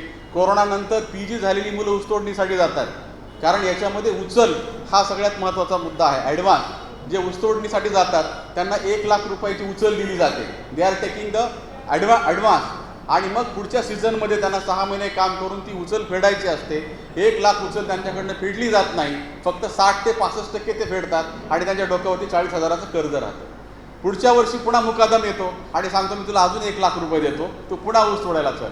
जर तो म्हणाला की नाही मी 40,000 रुपये मला परत देतो, मला या चक्रामधून बाहेर पडायचं आहे, तर तो मुकादम सांगतो की मी तुला गेल्या वर्षी पैसे दिले होते त्या दिवसापासून आजपर्यंत 1 वर्ष 10% तुला व्याज द्यावं लागेल आणि ते जवळपास 80,000 रुपये होतं, ते त्याला देणं परवडत नाही आणि मग याच्यातून वेठबिगारी निर्माण होते. एकेकाळी ऊसतोडणीमध्ये वंजारी समाज होता, परंतु वंजारी समाज हा गोपीनाथ मुंडे असतील त्या नेतृत्वामुळे एज्युकेशनमध्ये आला आणि त्याचं प्रमाण आता 0 होत चाललं आहे. आता सगळ्यात जास्त प्रमाण शेड्यूल कास्ट आणि शेड्यूल ट्राईब्सचं ऊसतोडणीमध्ये आहे. आणि म्हणून तुम्ही मुंबईमध्ये आहात, तुम्ही विचारवंत आहात, सामाजिक चळवळीमध्ये आहात, तर तुम्ही ह्या गोष्टीचा कॉग्निझन्स घेणं गरजेचं आहे. जर तुम्हाला आंबेडकर चळवळीमध्ये काम करायचं असेल तर हा जो मार्जिनलाइज क्लास आहे, शुगरकेन कटर्स आहेत, याच्यावरती काम करावं लागेल. दलित समाज ऊसतोडणीमध्ये जास्त आहे आणि त्याच्यामध्ये सगळ्यात जास्त हाल कष्ट अगेन ऊसतोड महिला कामगारांच्या आहेत. हिस्टेक्टॉमी जे आहेत म्हणजे गर्भपिशव्या काढल्याचं प्रकरण जे झालं आहे, म्हणजे मराठवाड्यातली अशी गावं आहे ज्याच्यामध्ये 30 ते 40% महिलांच्या गर्भपिशव्या काढलेल्या आहेत. काय कारण आहे? ऊसतोडणीचं काम करत असताना त्यांना जे पर्सनल हायजीन मेन्स्ट्रुअल पिरियडमध्ये करायची असते ती होत नाही आणि त्याच्यामुळे त्यांना इन्फेक्शन्स होत आहेत आणि त्याच्यामुळे सर्व्हायकल कॅन्सरचं प्रमाण वाढलेलं आहे त्या भागामध्ये. आणि हे शेड्यूल कास्टचे लोक आहेत, ह्या दलित स्त्री आहेत, याच्यावरती मुंबईमधल्या लोकांनी फोकस करणं गरजेचं आहे असं मला वाटतं. कारण आपण तेच फॉर्म्स तेच प्रॉब्लेम घेऊन किती दिवस लढणार आहे. हा सुद्धा जवळपास 17 ते 18 लाख लोकांचा समुदाय आहे and that majorly belong to schedule caste and then schedule tribes. आणि मग हा जो ऊसतोड कामगार जे आहेत त्याच्यासाठी एक महामंडळ स्थापन केलं, गोपीनाथराव ऊसतोड महामंडळ. आणि ते कोणाच्या अंडर आहे तुम्हाला माहिती आहे? सामाजिक न्याय विभागाच्या अंडर आहे. सामाजिक न्याय विभाग त्यांना देत नाही आहे बजेट. सामाजिक न्याय विभागाने खरंच ऊसतोड कामगारांना बजेट दिलं पाहिजे, कारण हे महामंडळ सामाजिक न्याय विभागाच्या अंतर्गत काम करतं. जेव्हा धनंजय मुंडे सामाजिक न्याय मंत्री होते तेव्हा ती स्थापना झाली आणि ॲज एक्सपर्ट आम्हाला पण तिथं बोलवलं होतं. तेव्हा थोडेफार कामं झाले. त्यानंतर ते मुख्यमंत्र्याच्या अंडर गेलं, तेव्हाचे तर आदरणीय एकनाथराव शिंदे साहेबांकडे गेलं आणि आता शिरसाट साहेबांकडे आहे. शिरसाट साहेब म्हणतायत की हा निधी अजित पवार किंवा दुसरीकडे नेला जातोय, पण हा निधी ह्या ऊसतोड कामगारांकडे का नाही आणला जात? कारण याच्यामध्ये जवळपास 60% लोक शेड्यूल कास्ट आहेत. शेड्यूल कास्टमध्ये अगेन मातंग समाजाचं प्रमाण जास्त आहे. बुद्धिस्ट जे तरुण आहेत त्यांचे UG झालं आहे, ग्रॅज्युएशन झालं आहे, पोस्ट ग्रॅज्युएशन झालं आहे. जी मुलं MPSC UPSCचं प्रिपरेशन करत होती त्यांना कोरोनाच्या काळामध्ये कर्ज झालं, त्यांनी उचल घेतली आणि मी सांगितलं की उचल ही वेठबिगारी आहे. ते उचल घेऊन आता ऊसतोडणीला चाललेत, शिकलेली मुलं चाललेत. आणि म्हणून आंबेडकर चळवळीनं ह्या गोष्टीकडे बघितलं पाहिजे असं मला वाटतं. आणि सहकार चळवळीमध्ये जर पुढं जायचं असेल तर बाबासाहेबांचे 2 स्टेट्स अँड मायनॉरिटीज आणि स्मॉल होल्डिंग इन इंडिया नावाचे 2 महत्त्वाचे लिटरेचर आहे. परंतु जोपर्यंत लँड आपली शाबूत राहणार नाही तोपर्यंत आपण कॉपरेटिव्ह मुवमेंटमध्ये काहीही करू शकत नाहीत. एक शेवटचं एक मुद्दा सांगून आय विल स्टॉप हिअर. बाबासाहेबांना आर्थिक कीर्तीचे अर्थतज्ञ असं मानलं जातं. बाबासाहेब या सोशल रिफॉर्मर आहेत. बाबासाहेब समाजाचे डॉक्टर आहेत आणि आपण ते अभिमानाने सांगतो. बाबासाहेबांनी प्रिस्क्रिप्शन दिलं, म्हणजे रोगाचं निदान केलं, प्रिस्क्रिप्शन दिलं, मग ते घटनेच्या माध्यमातून असेल, वेलफेअर स्टेटच्या माध्यमातून असेल किंवा बुद्ध धम्माच्या माध्यमातून असेल. ही रोड द प्रिस्क्रिप्शन. आणि आपण ते प्रिस्क्रिप्शन अभिमानाने लोकांना दाखवलं की या जगातल्या सर्वोत्कृष्ट डॉक्टरचं प्रिस्क्रिप्शन माझ्याकडे आहे. या जगातल्या सर्वोत्कृष्ट डॉक्टरने माझं निदान केलेलं आहे आणि त्यांनी दिलं प्रिस्क्रिप्शन माझ्याकडे आहे. आपण ते लोकांना दाखवलं, खिशात ठेवलं, अभिमानाने मिरवलं, परंतु मेडिकल स्टोअरमधून जाऊन आपण ते औषध घेतलं नाही आणि म्हणून ही आपल्यावरती वेळ आली. त्यामुळे खरं तर मला वाटतं की ते जे प्रिस्क्रिप्शन आपल्याला दिलेलं आहे, मग ते इंडियन कॉन्स्टिट्यूशन असेल किंवा बुद्ध आणि धम्म असेल, त्या प्रिस्क्रिप्शन ॲक्च्युअली आपल्याला कसं वापरता येईल त्याच्यावर ते काम केलं पाहिजे. मॅडम म्हणाल्या, सर म्हणाले तसं आपण अगोदर लिटरसीमध्ये काम केलं, डिजिटल लिटरसीमध्ये काम केलं, आता आपल्याला फायनान्शियल लिटरसी आणि त्यासोबत कॉन्स्टिट्युशनल लिटरसी म्हणजे संविधानाची साक्षरता आणि आर्थिक साक्षरता या दोन गोष्टींवरती काम करावं लागेल. तर मग कुठेतरी आपल्याला कॉपरेटिव्ह मुवमेंटमध्ये जाता येईल असं मला वाटतं. दुसरी एक गोष्ट आहे, मराठा समाजामध्ये जे कॉपरेटिव्ह मुवमेंट असेल, ग्रामपंचायत असेल, जिल्हा परिषद असेल, 20-20, 30-30 वर्ष ते आपल्या मुलांना पहिलवानासारखं सांभाळतात. तो कुठलंही काम करत नाही, तो फक्त याच्यामध्ये काम करतो. आपल्याला ते शक्य आहे का? It is not possible.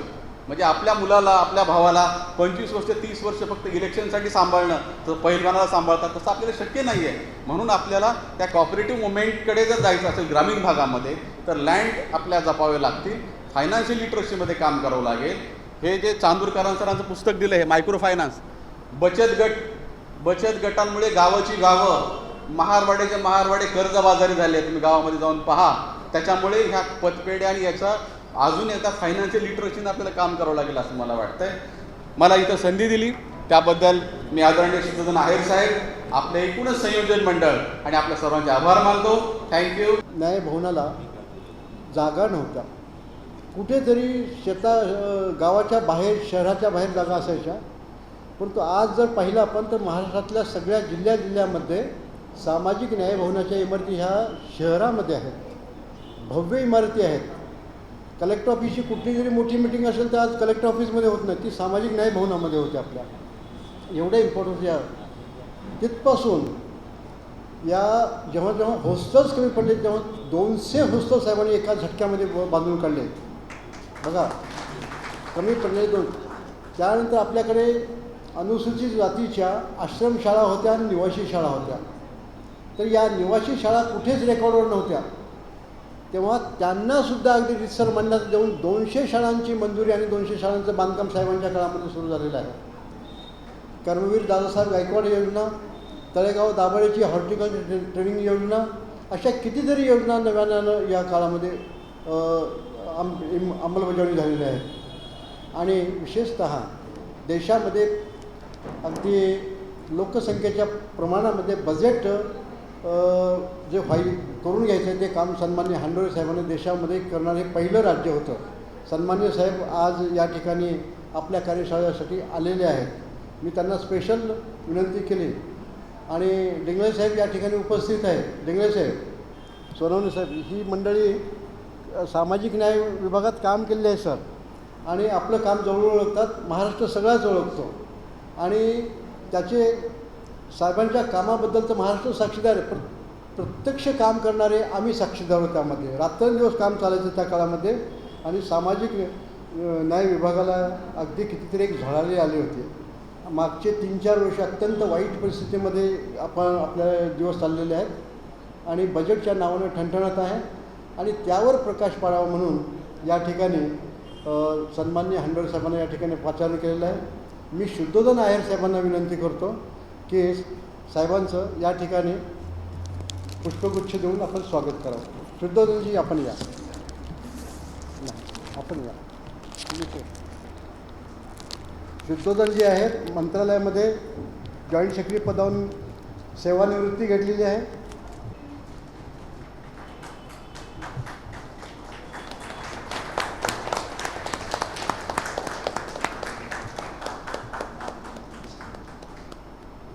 शुद्धोधनजी. इतरत्र वळवला जाण्याबाबत आणि त्यामुळे सामाजिक न्याय खात्यामुळे सामाजिक न्याय खात्याच्या निधीवर जे अवलंबून आहेत त्यांच्या योजना ते समाज घटक हे वंचित राहत आहेत याकडे विशेषतः अनुसूचित जाती जमाती OBC यांचं लक्ष वेधण्यासाठी या परिषदेचं आयोजन करण्यात आलेलं आहे. आणि हे करताना आम्ही समाज म्हणून विचार केलेला आहे. पक्षीय राजकारण किंवा पक्षाचा भेद आम्ही इथे कोणताही मानलेला नाही. आपण इथे बघाल की आपण सगळ्या राजकीय पक्षांच्या प्रतिनिधींना इथे बोलावलेलं आहे आणि त्यांनी बजेटविषयी आणि विशेषतः सामाजिक न्याय खात्याच्या निधीविषयी आपली भूमिका स्पष्ट करावी सर्वसामान्य जनतेसमोर, अशी आमची एक भूमिका आहे. माननीय खंडोरे सरांनी सामाजिक न्याय खात्याचा कारभार प्रत्यक्ष चालवलेला आहे, हाकलेला आहे. त्यांच्यासोबत गायकवाड सरांनी काम केलेलं आहे. सामाजिक न्याय खात्याचे प्रशासक या ठिकाणी बसलेले आहेत. आणि अशा अवस्थेत हा जो निधी आहे तो निधी मुळातच तोकडा आहे. म्हणजे अगदी सांगायचं गेलं जरा थोडंसं महिलांची क्षमा मागून म्हणेल मी, शेळीच्या शेपटासारखा तो निधी आहे. आणि तो देखील जर असा वळवला जात असेल तर मग या समाज घटकांनी करायचं काय? एक तर खाजगीकरणाच्या काळामध्ये सरकारी नोकऱ्या बंद झालेल्या आहेत, आरक्षण असून नसल्यासारखं झालेलं आहे. आणि दुसरीकडे जो सामाजिक न्याय खात्याचा निधी आहे ज्याच्या आधारे समाजाचा विकास व्हायला पाहिजे तो निधी या समाज घटकाला मिळत नसेल तर मग या समाज घटकाने आयुष्य आपलं काढायचं कसं आणि आपल्या मुलाबाळांना भविष्य दाखवायचं कसं, द्यायचं कसं, असा एक हा अतिशय गंभीर असा प्रश्न आहे. आणि हा प्रश्न महाराष्ट्रातल्या अनुसूचित जाती जमाती OBC मायनॉरिटीज या जवळपास 85 ते 90% समाजापर्यंतचा हा प्रश्न आहे.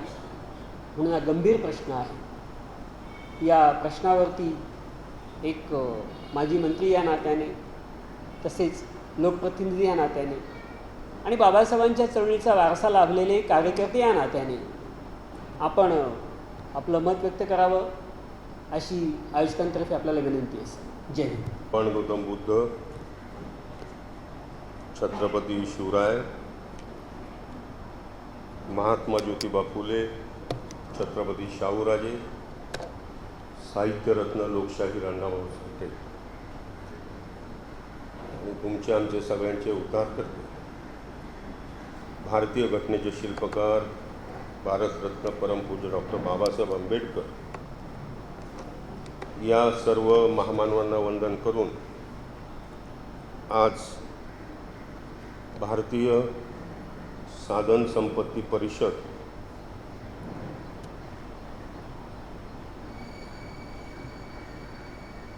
इथे आयोजित करण्यात आली आहे.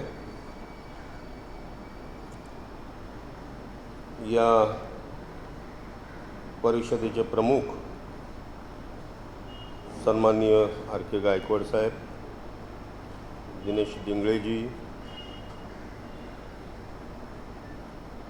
त्याचबरोबर सकाळपासून हा कार्यक्रम सुरू झाला ते वेगवेगळ्या सत्रामध्ये जे कार्यक्रम झाले त्याचे उद्घाटक, विविध विषयावर बोलणारे सर्व मान्यवर, मंचावर उपस्थित सर्व मान्यवर, उपस्थित बंधू आणि भगिनी,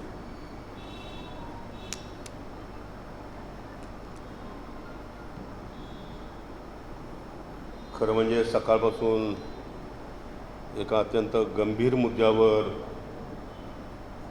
वाद चालू होता मुस्लिम समाजामध्ये आणि पोलिसांमध्ये. त्यामध्ये मध्यस्थी करता करता 4 वाजले. शेवटी पोलीस प्रशासन त्यांचंही समाधान झालं आणि मुस्लिम समाजाचंही समाधान झालं आणि ते संपल्यानंतर इथं यायला थोडासा उशीर झाला, त्याबद्दल दिलगिरी व्यक्त करतो. आणि परत आता बोलून पुन्हा जायचं आहे मला भिवंडीला. माझं एक अत्यंत जवळचा सहकारी, त्यांचं दुःखद निधन झालं आहे, त्यामुळं तिकडेही मला जायचं आहे. कार्यक्रमामध्ये जे विषय आलेले आहेत ते समाजाचा सर्वांगीण विकास कशा पद्धतीनं होऊ शकतो तो सामाजिक स्तरावरचा असेल, शैक्षणिक स्तरावरचा असेल, रचनात्मक आणि विधायक स्तरावरचा असेल,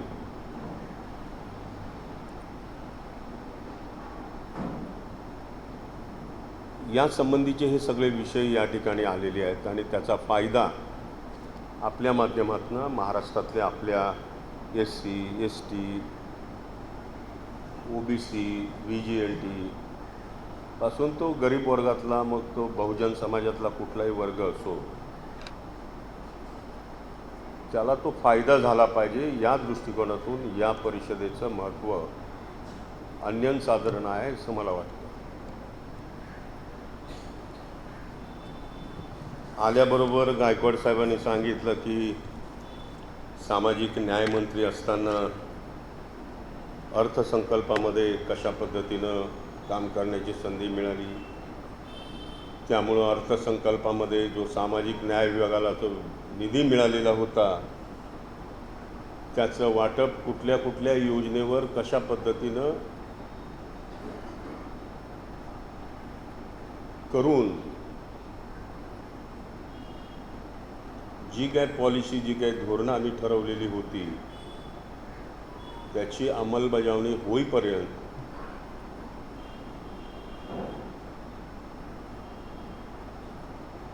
त्या योजनांची पूर्तता झाल्यानंतरच आम्ही लोक थांबायचो. आपणाला पहिल्यांदा सांगतो की 31 मार्चला, गायकवाडचं पुढे जाईल, 31 मार्चला पहाटे 4 वाजेपर्यंत, कारण 1 एप्रिलपासून नवीन वर्ष सुरू होतं, पहाटे 4 वाजेपर्यंत रात्री 11 वाजल्यापासून ते पहाटे 4 वाजेपर्यंत आम्ही शासनाची ट्रेझरी बंद करू देत नव्हतो. तर सामाजिक न्यायाच्या योजनांच्या फाईल्स, त्याचे ढिगारे, ते सगळे फाईल्स क्लिअर झाल्याशिवाय, फायनान्स सेक्रेटरी यांच्याकडून त्या फाईलवर सही झाल्याशिवाय त्या ठिकाणाहून 5 वर्ष आम्ही उठलो नाही. प्रत्येक मार्चच्या शेवटी आणि 5 वर्षामध्ये एकही रुपया कधी लॅप्स होऊ दिला नाही. योजना बनवताना त्यासाठी किती तरतूद लागणार आहे, किती कुटुंबांना त्याचा फायदा होणार आहे, ती सर्व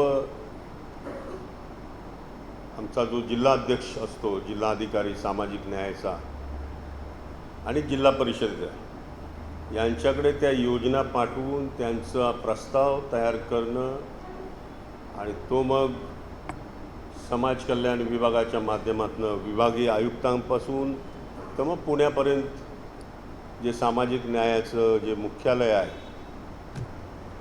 जिथे आपले कमिशनर बसतात, तिथून ते मग मंत्रालय, असा या फायलींचा प्रवास करता करता अनेक दिवस लागायचे. परंतु आम्ही सगळे टिचून असल्यामुळे त्या फायली लवकरात लवकर कशा येतील यासाठी आम्ही बघत राहायचो.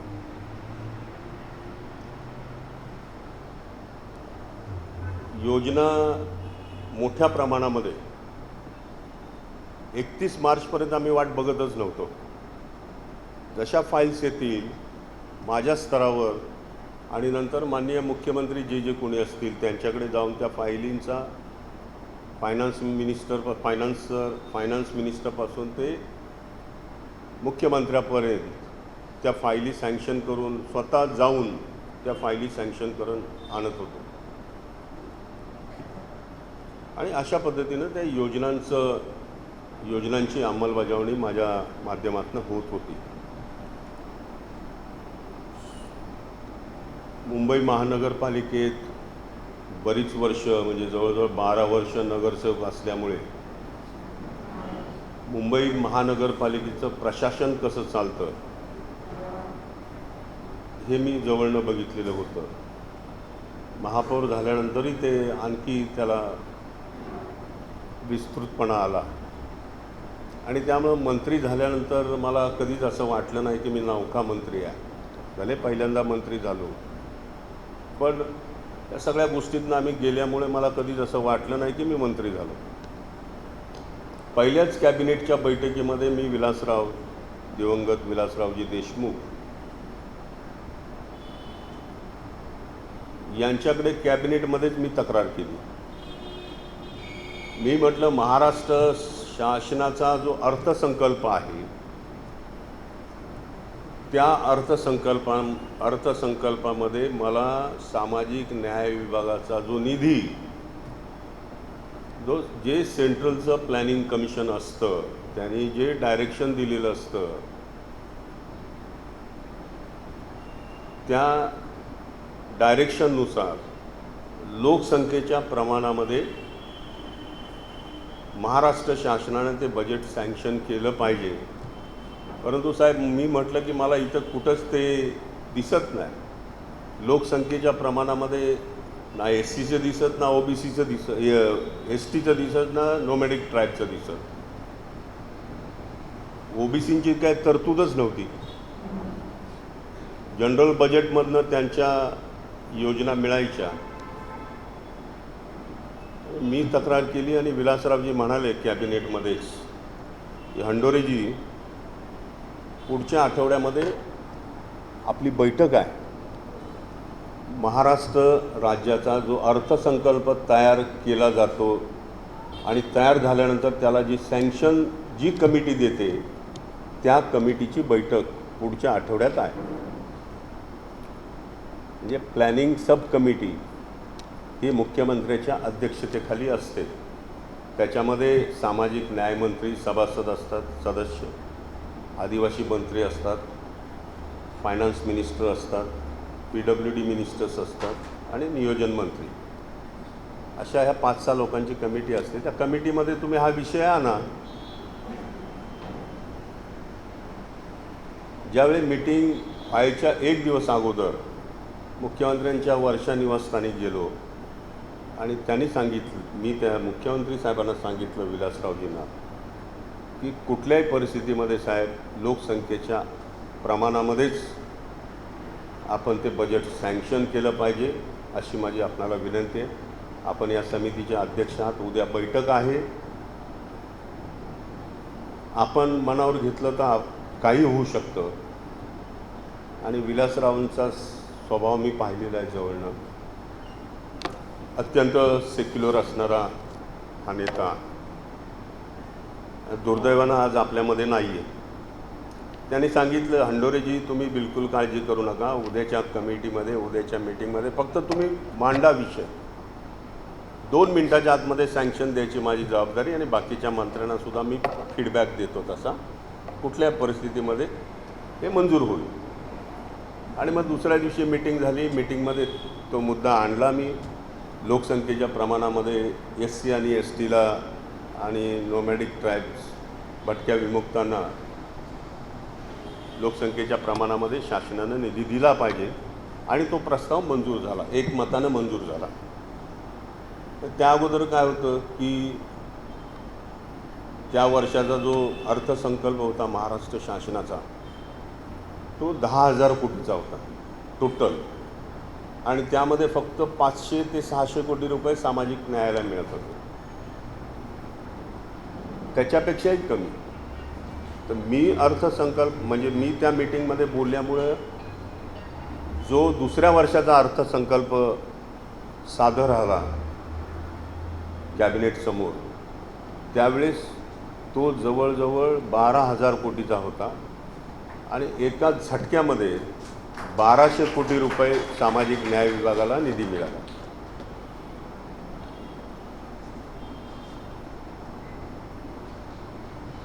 निधी मिळाल्यानंतर माझ्याकडे सगळ्यात महत्त्वाचं मी धोरण ठरवलेलं होतं.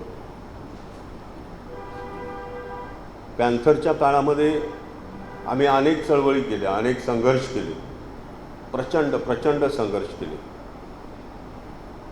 आणि आपले सगळ्यांचे मोर्चे असायचे काळा घोडा युनिव्हर्सिटीच्या समोर.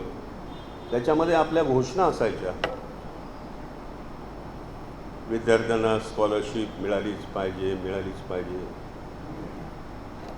रिझर्वेशनची अंमलबजावणी झाली पाहिजे, अशा अनेक घोषणा असायच्या.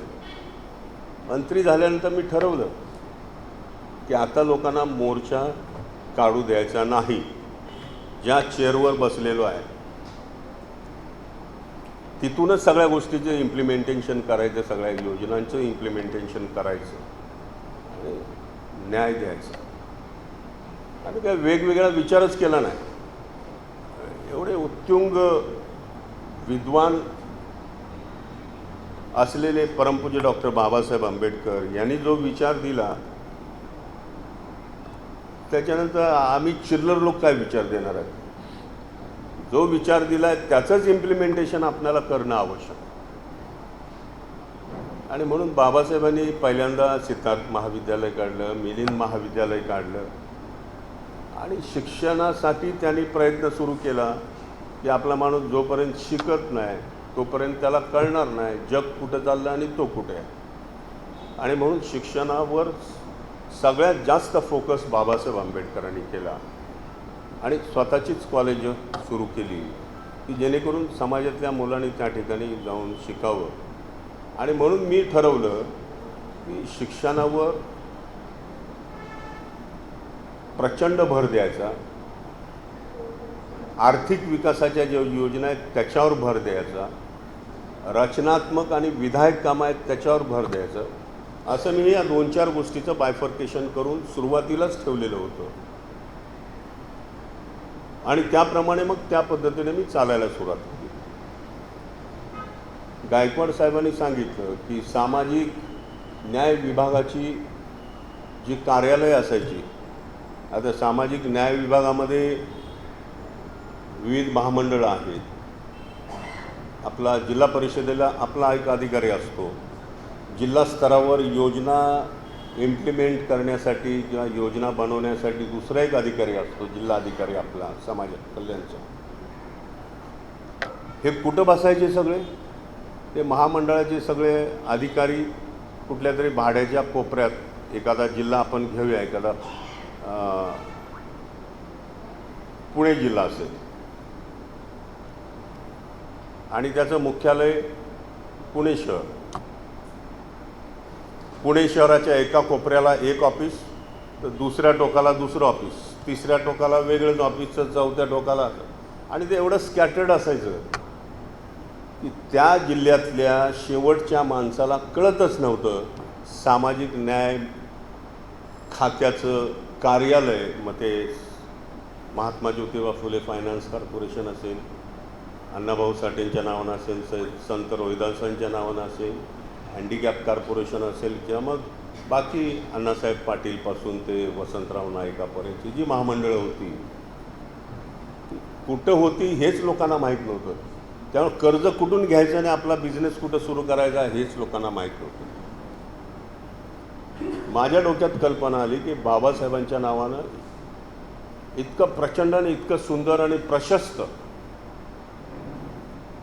अशा पद्धतीची एखादी इमारत बांधू प्रत्येक जिल्ह्यामध्ये मुख्यालयाच्या ठिकाणी, आणि त्या ठिकाणी आपण त्या इमारतीचे 2-3 पार्ट करू. तुम्ही बघा, सामाजिक न्याय भवनाच्या 2 प्रशस्त इमारती आहेत आणि मध्ये डोम असलेलं सभागृह आहे. एका बाजूनं ते प्रशासनातले आमचे सगळे महामंडळाचे अधिकारी, समाज कल्याणचे अधिकारी हे सगळे त्या 3 फ्लोअरवर बसतात आणि एका साईडची जी इमारत आहे त्या ठिकाणी वाचनालय आणि वेगवेगळ्या प्रकारचं कॉम्प्युटर सेंटर असेल किंवा ह्या सगळ्या ज्या गोष्टी आहेत त्याचा फायदा लोकांना मिळावा म्हणून ते. आणि मग प्रत्येक वेळेस जिल्ह्यातली माणसं त्या मुख्यालयामध्ये येताना सामाजिक न्याय विभागाच्या योजना काय आहेत,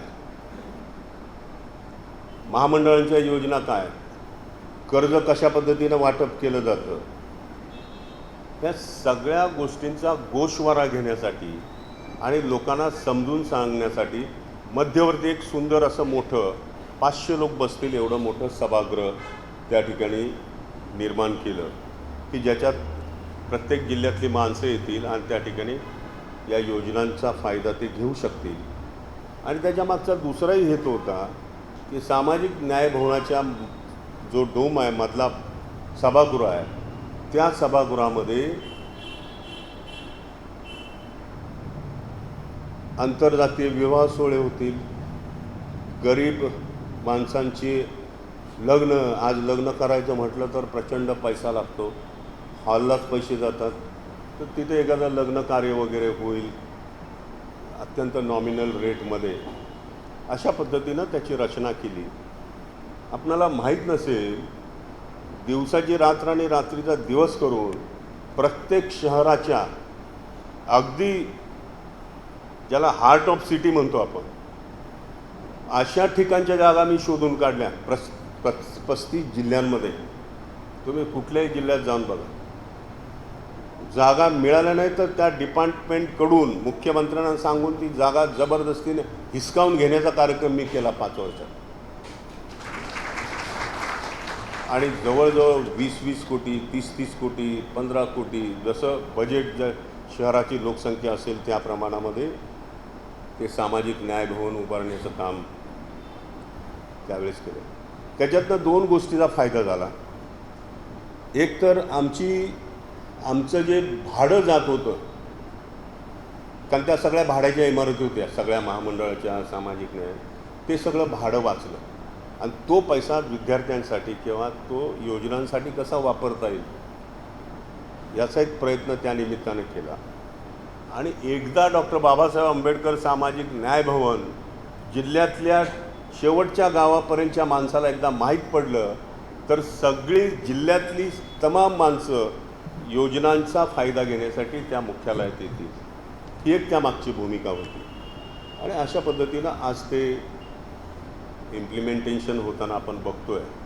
आज सगळे समाज कल्याण अधिकारी इतके खुश आहेत, इथला स्टाफ जिल्ह्याचा इतका खुश आहे की स्वतःच्या इमारतीमध्ये आज ते अत्यंत चांगले निर्णय घेऊ लागलेले. सांगण्याचं तात्पर्य काय की तिथून सगळ्या प्रकारच्या योजनांचा उगम व्हावा, तिथून लोकांना संधी मिळावी, हा त्यामागचा हेतू.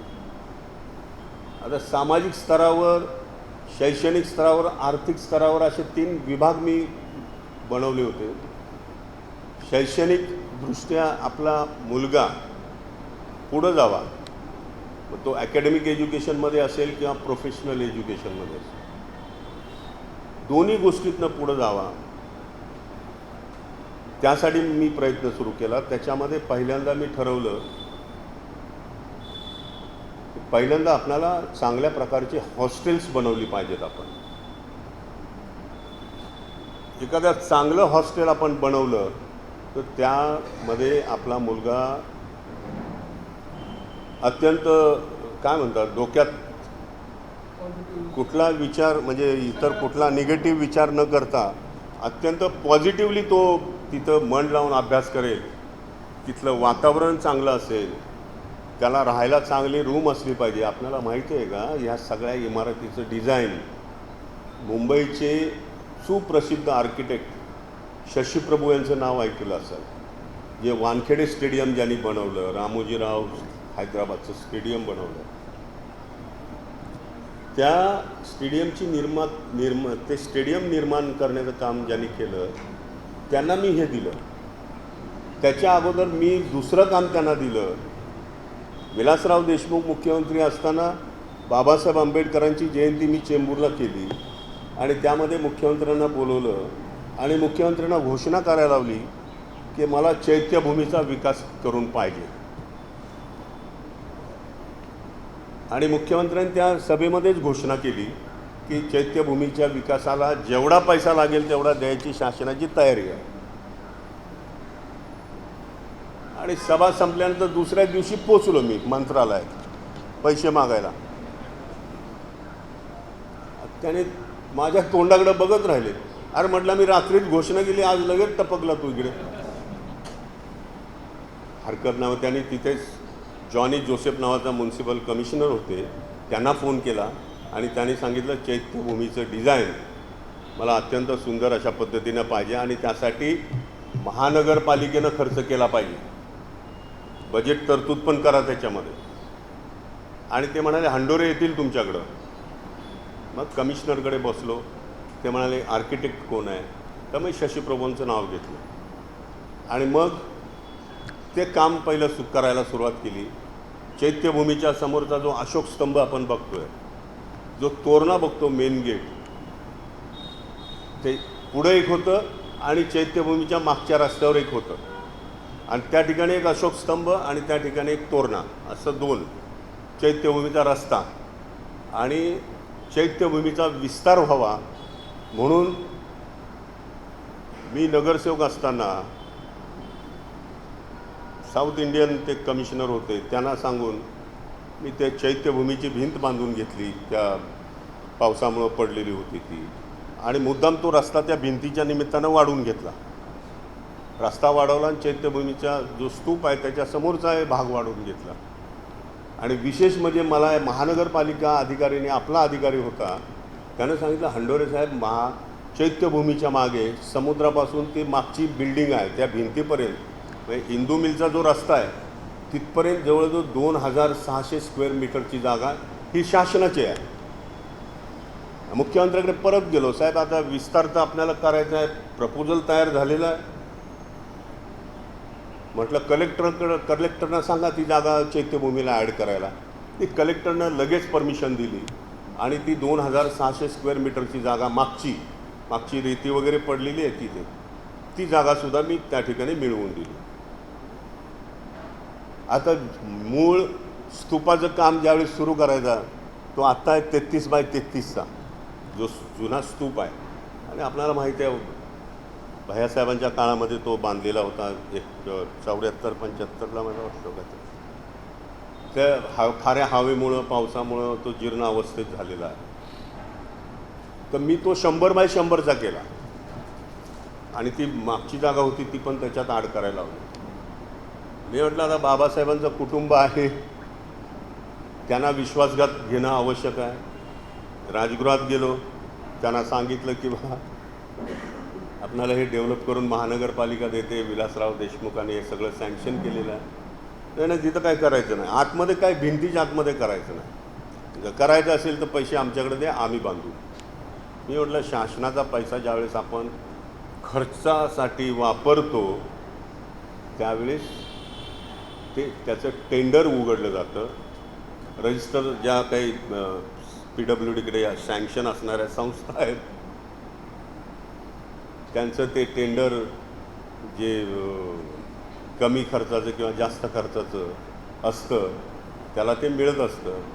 आपली एखादी संस्था PWDच्या अंडरमध्ये रजिस्टर असेल किंवा महानगरपालिकेमध्ये रजिस्टर्ड असेल तर तुम्ही ते टेंडर भरू शकता. तर त्याच्यामध्ये बरेच कॉम्पिटिशन असतात.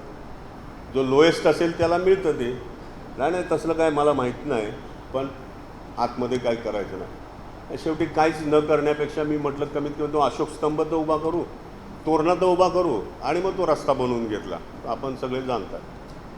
आता तो अशोक स्तंभसुद्धा आणत राहायचा आजच्या घडीला होता. आजच्या घडीला ना म्हणजे मागच्या काही वर्षात तो समुद्राचा पार्ट होता तो. मग तिथे CRZ1 CRZ2 पुन्हा एन्व्हायरमेंटचा प्रश्न होता. तरीसुद्धा जबरदस्तीने कमिशनरच्या गळ्यात घातला आणि तो अशोक स्तंभ बनवून घेतला. सांगण्याचं तात्पर्य काय की हे कामसुद्धा करण्याचा प्रयत्न त्या काळामध्ये केला आणि त्यामुळं मग शशीप्रभू मला वाटलं की चांगला माणूस आहे, एवढा तोरणा उभा केला अशोक स्तंभ, आणि म्हणून मी त्यांना म्हटलं की तुमची टीम इकडे पाठवा, सारनाथला, बुद्धगयेला पाठवा, नालंदाला पाठवा. सम्राट राजानं जी शिल्प उभा केलेली आहेत त्याचे सगळे फोटोग्राफ्स तुमच्या टीमला सांगा करायला. आणि मग त्या टीमला त्यांनी पाठवलं, आणि पाठवल्यानंतर मग त्याच्या सगळ्या डिझाईन्स आल्या, फोटो आले. मग आज या आंबेडकर भवनचा जो स्तूप आणि समोरचे गेट किंवा चैत्यभूमीचं जे गेट आहे, आज जवळजवळ 300 इमारती मी बांधल्या 5 वर्षात. त्याच्यामध्ये 35-36 जिल्ह्यातले सगळे सामाजिक न्यायभवनं, 40-40 कोटी रुपयाचं एक डिव्हिजन स्तरावरचं हॉस्टेल. आपण कधी औरंगाबादला गेला तर त्या ठिकाणी 1000 विद्यार्थी राहतील एवढं मोठं हॉस्टेल आहे. अमरावतीला आहे, नागपूरला आहे, पुण्याला आहे, विश्रांतवाडीला, नाशिकला त्या ओझरच्या अलीकडे आहे. आणि जवळजवळ 150 हॉस्टेल्स बाकीची ती बांधली, 100 निवासी शाळा बांधल्या. अशा पद्धतीनं मुलांना सगळ्या प्रकारचा चांगला अभ्यास करता यावा ही त्यामागची भूमिका होती. आता हे करत असताना मग मी विचार केला की विद्यार्थ्यांची स्कॉलरशिप वाढली पाहिजे, असेच आम्ही नारे देत होतो. मग विद्यार्थ्यांची स्कॉलरशिप वाढली पाहिजे, आणि मग ते दुप्पट तिप्पट करण्याचा मी प्रयत्न केला, तो झाला आहे. सावित्रीमाईच्या नावानं मुलींची असणारी स्कॉलरशिप ती डबल टिबल केली, मुलांची केली. आणि त्याचबरोबर मग बाकी व्यावसायिक अभ्यासक्रमासाठी मग दिल्लीचं एम्स असेल किंवा ITI असेल, बँगलोरचं असेल, हैदराबादचं असेल, किंवा देशातली जी सगळ्यात मोठी जी टॉपच्या युनिव्हर्सिटीज आहेत त्यामध्ये आपली पोरं गेली पाहिजेत, म्हणून छत्रपती शाहू राजांच्या नावाने एक स्कॉलरशिप तयार केली. मग त्यामध्ये डिप्लोमा आणि डिग्री असे 2 प्रकारचे अभ्यासक्रम. ज्याला डिप्लोमा घ्यायचा असेल 3 वर्षाचा त्यांनी डिप्लोमा घ्यावा, 5 वर्षात ज्याला डिग्री करायची असेल त्यांनी करावी. आणि मग त्यांच्या सगळ्या तरतुदी, खर्चाच्या सगळ्या तरतुदी, त्याच्या खाण्यापिण्यापासून, त्यांच्या राहण्याच्या व्यवस्थेपासून, त्यांच्या प्रवास खर्चापासून, त्याची फीज वरनं आणखी पॉकेट मनी 5 वर्षासाठी देण्याचा प्रयत्न केला. शेकडो विद्यार्थी यामध्ये गेले. काही एम्समध्ये टॉपचे डॉक्टर झाले, काही IITमध्ये गेले. अशा पद्धतीनं ती स्कॉलरशिप मी ताकदीनं उभी करण्याचा प्रयत्न केला, इम्प्लिमेंट करण्याचा प्रयत्न केला. आणि मग राहिला आता फॉरेन स्कॉलरशिपचा मुद्दा. फॉरेन स्कॉलरशिपसुद्धा 10 लाखाच्या वर मिळत नव्हते पैसे. एका विद्यार्थ्याला 1-1 कोटी रुपये आम्ही दिले, 1-1 कोटी.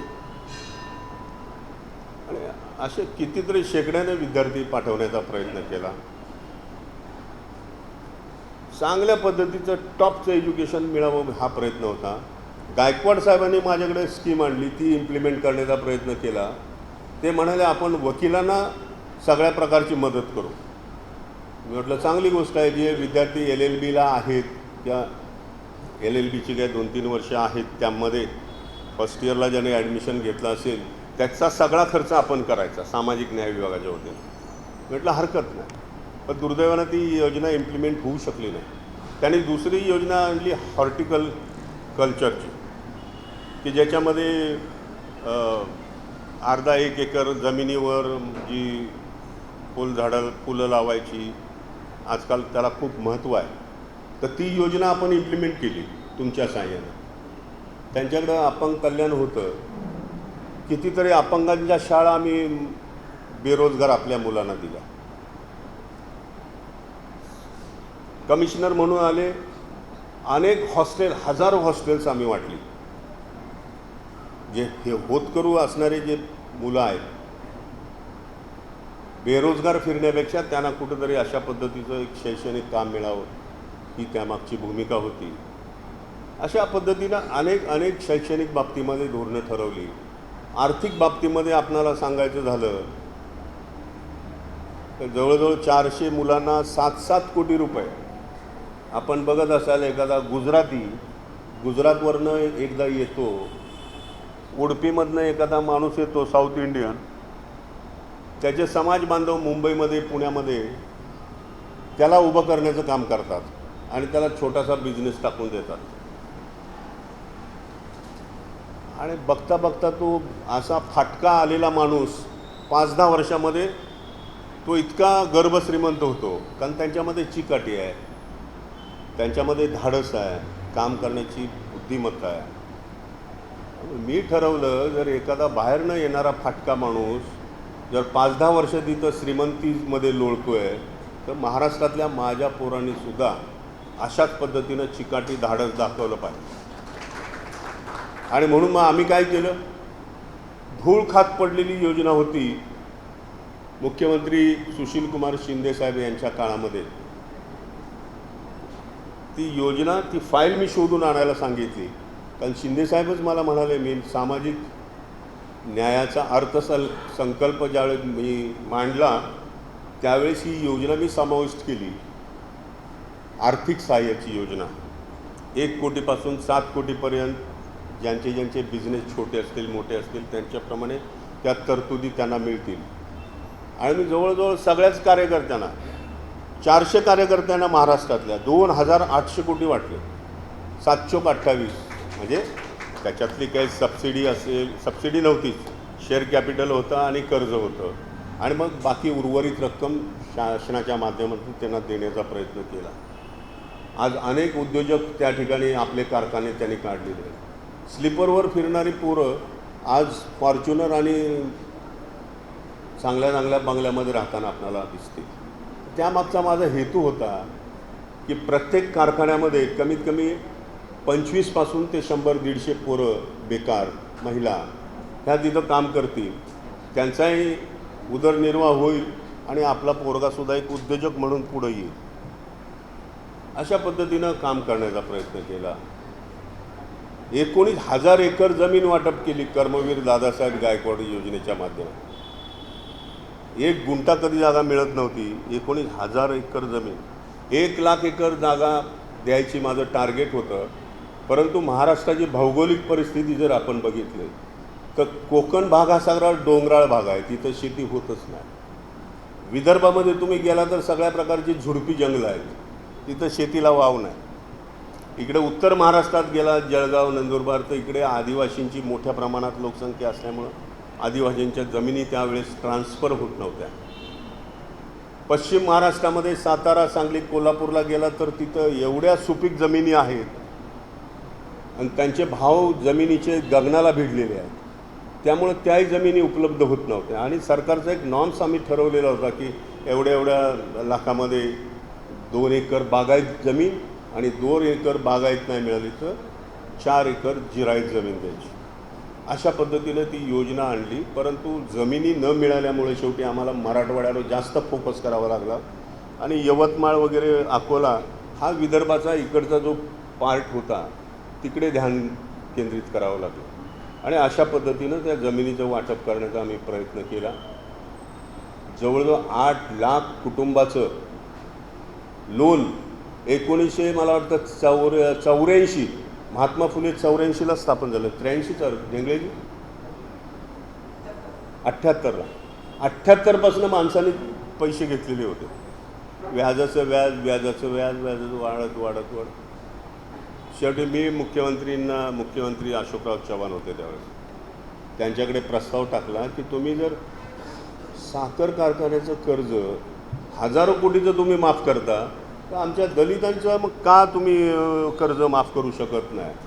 आणि मग त्यांनी सांगितलं कॅबिनेटला प्रस्ताव आणा, मी करून देतो. आणि त्याप्रमाणे त्यांनी ते कॅबिनेटला मंजुरी घेतली आणि 8 लाख कुटुंबाचं कर्ज माफ केलं. 1 लाख कुटुंबांना रमाई घरकुल योजनेचं वाटप माझ्या काळामध्ये मी सुरू केलं.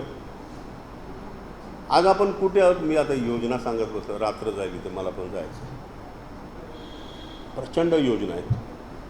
माझ्या काळामध्ये मी जवळजवळ 19 पायलट पण केले. हजारो डॉक्टर्स, हजारो इंजिनियर्स, गिनती होणार नाही एवढे विद्यार्थी माझ्या काळामध्ये मी घडवले. मोठे पण सांगत नाही आपणाला.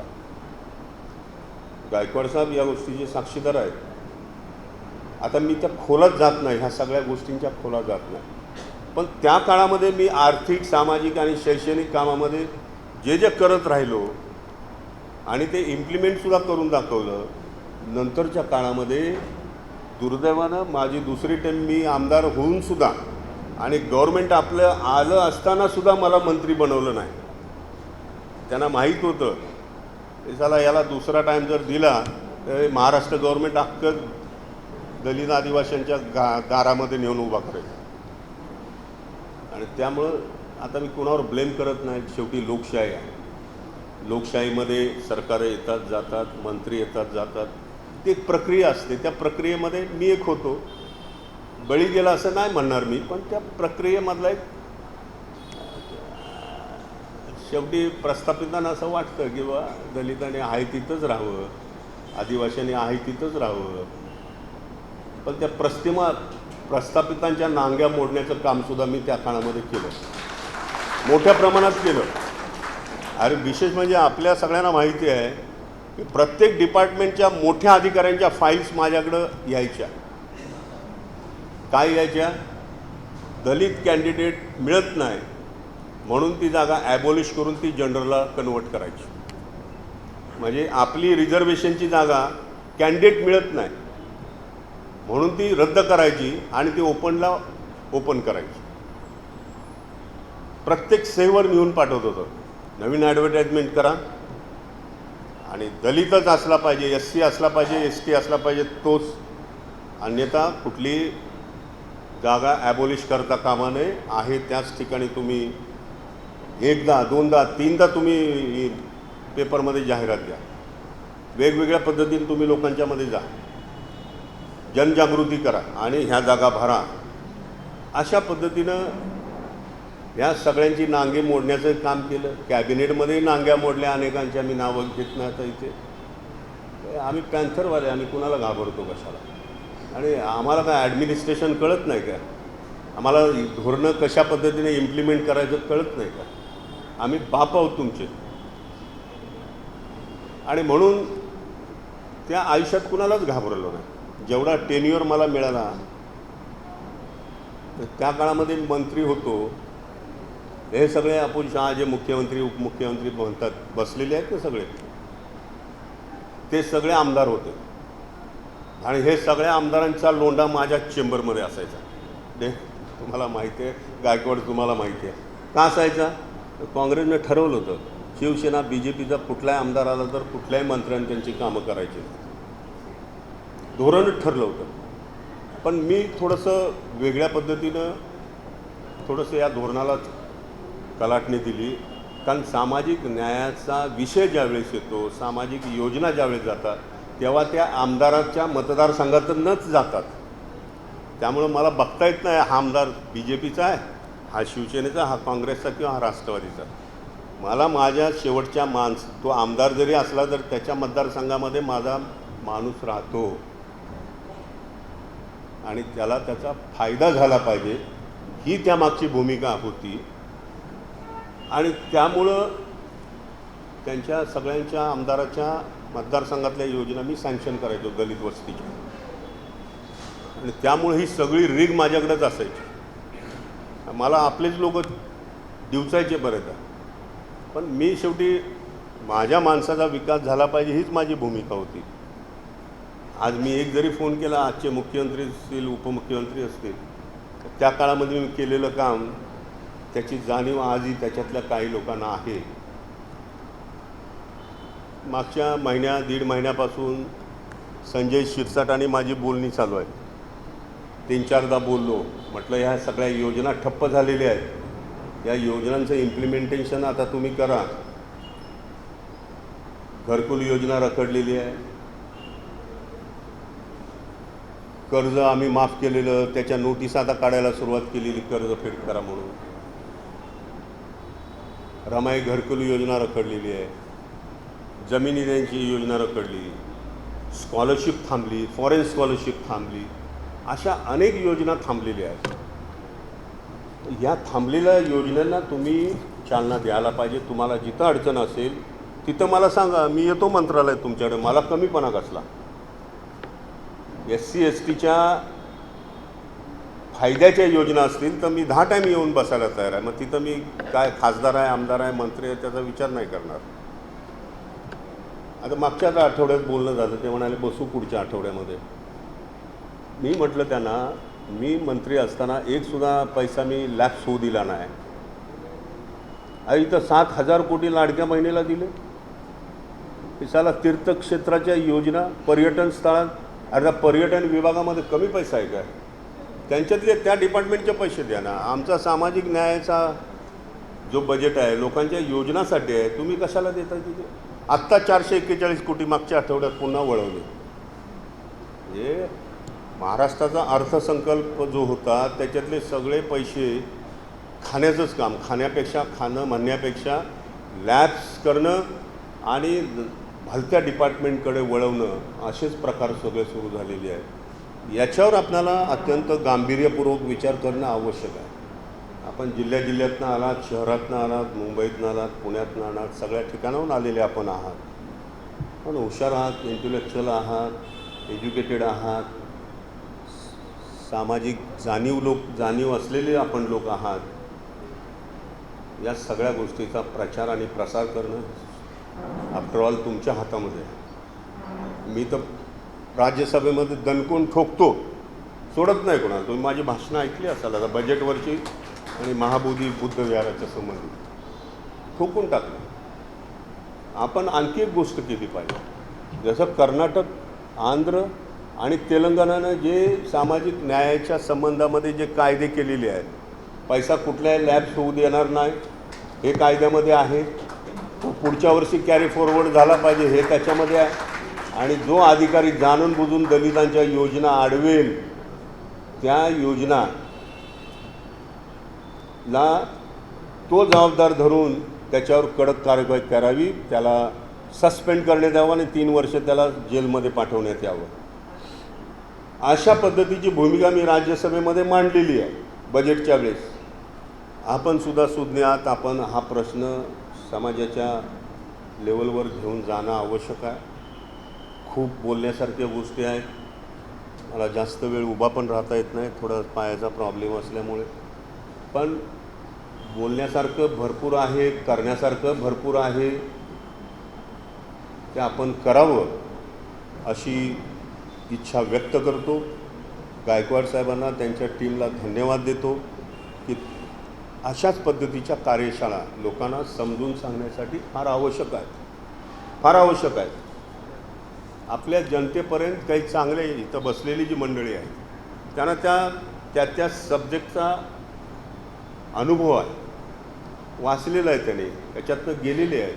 त्यामुळं त्यांचा अनुभव ते आम जनतेला कथन करतायत आणि त्यांच्यातनं आम जनतेमध्ये जनजागृती निर्माण करण्याचा प्रयत्न करून समाजाला एक पॉझिटिव्ह दिशा देण्याचं काम त्यांच्याकडून होतं आहे. मी त्या सगळ्यांनाही मनापासून धन्यवाद देतो. आणि बाबासाहेबांच्या विचारातला हा माणूस उभा राहायला पाहिजे. सामाजिक, आर्थिक, शैक्षणिक, धार्मिक आणि सर्व अर्थांत तो उभा राहायला पाहिजे. समाजामध्ये किती तुकडे आहेत, कोण कुठल्या गटाचा नेता आहे ह्याच्याकडे बिलकुल ध्यान देऊ नका. त्यांचं काम आहे ते करत राहतील. सगळ्यांचं योगदान आहे, समाजाच्या उभारणीमध्ये सगळ्यांचं योगदान आहे. कुणालाही ठोकरू नका, पण कुणाच्या आमिषाला बळी पण पडू नका. जसं आज पॉलिटिशियन विरहित हा कार्यक्रम होतो, असे कार्यक्रम महाराष्ट्रभर राबवायला सुरुवात करा. समाजाचं भलं हे तुमच्या सगळ्या चांगल्या लोकांच्या हातात आहे असं मला वाटतं. जय भीम.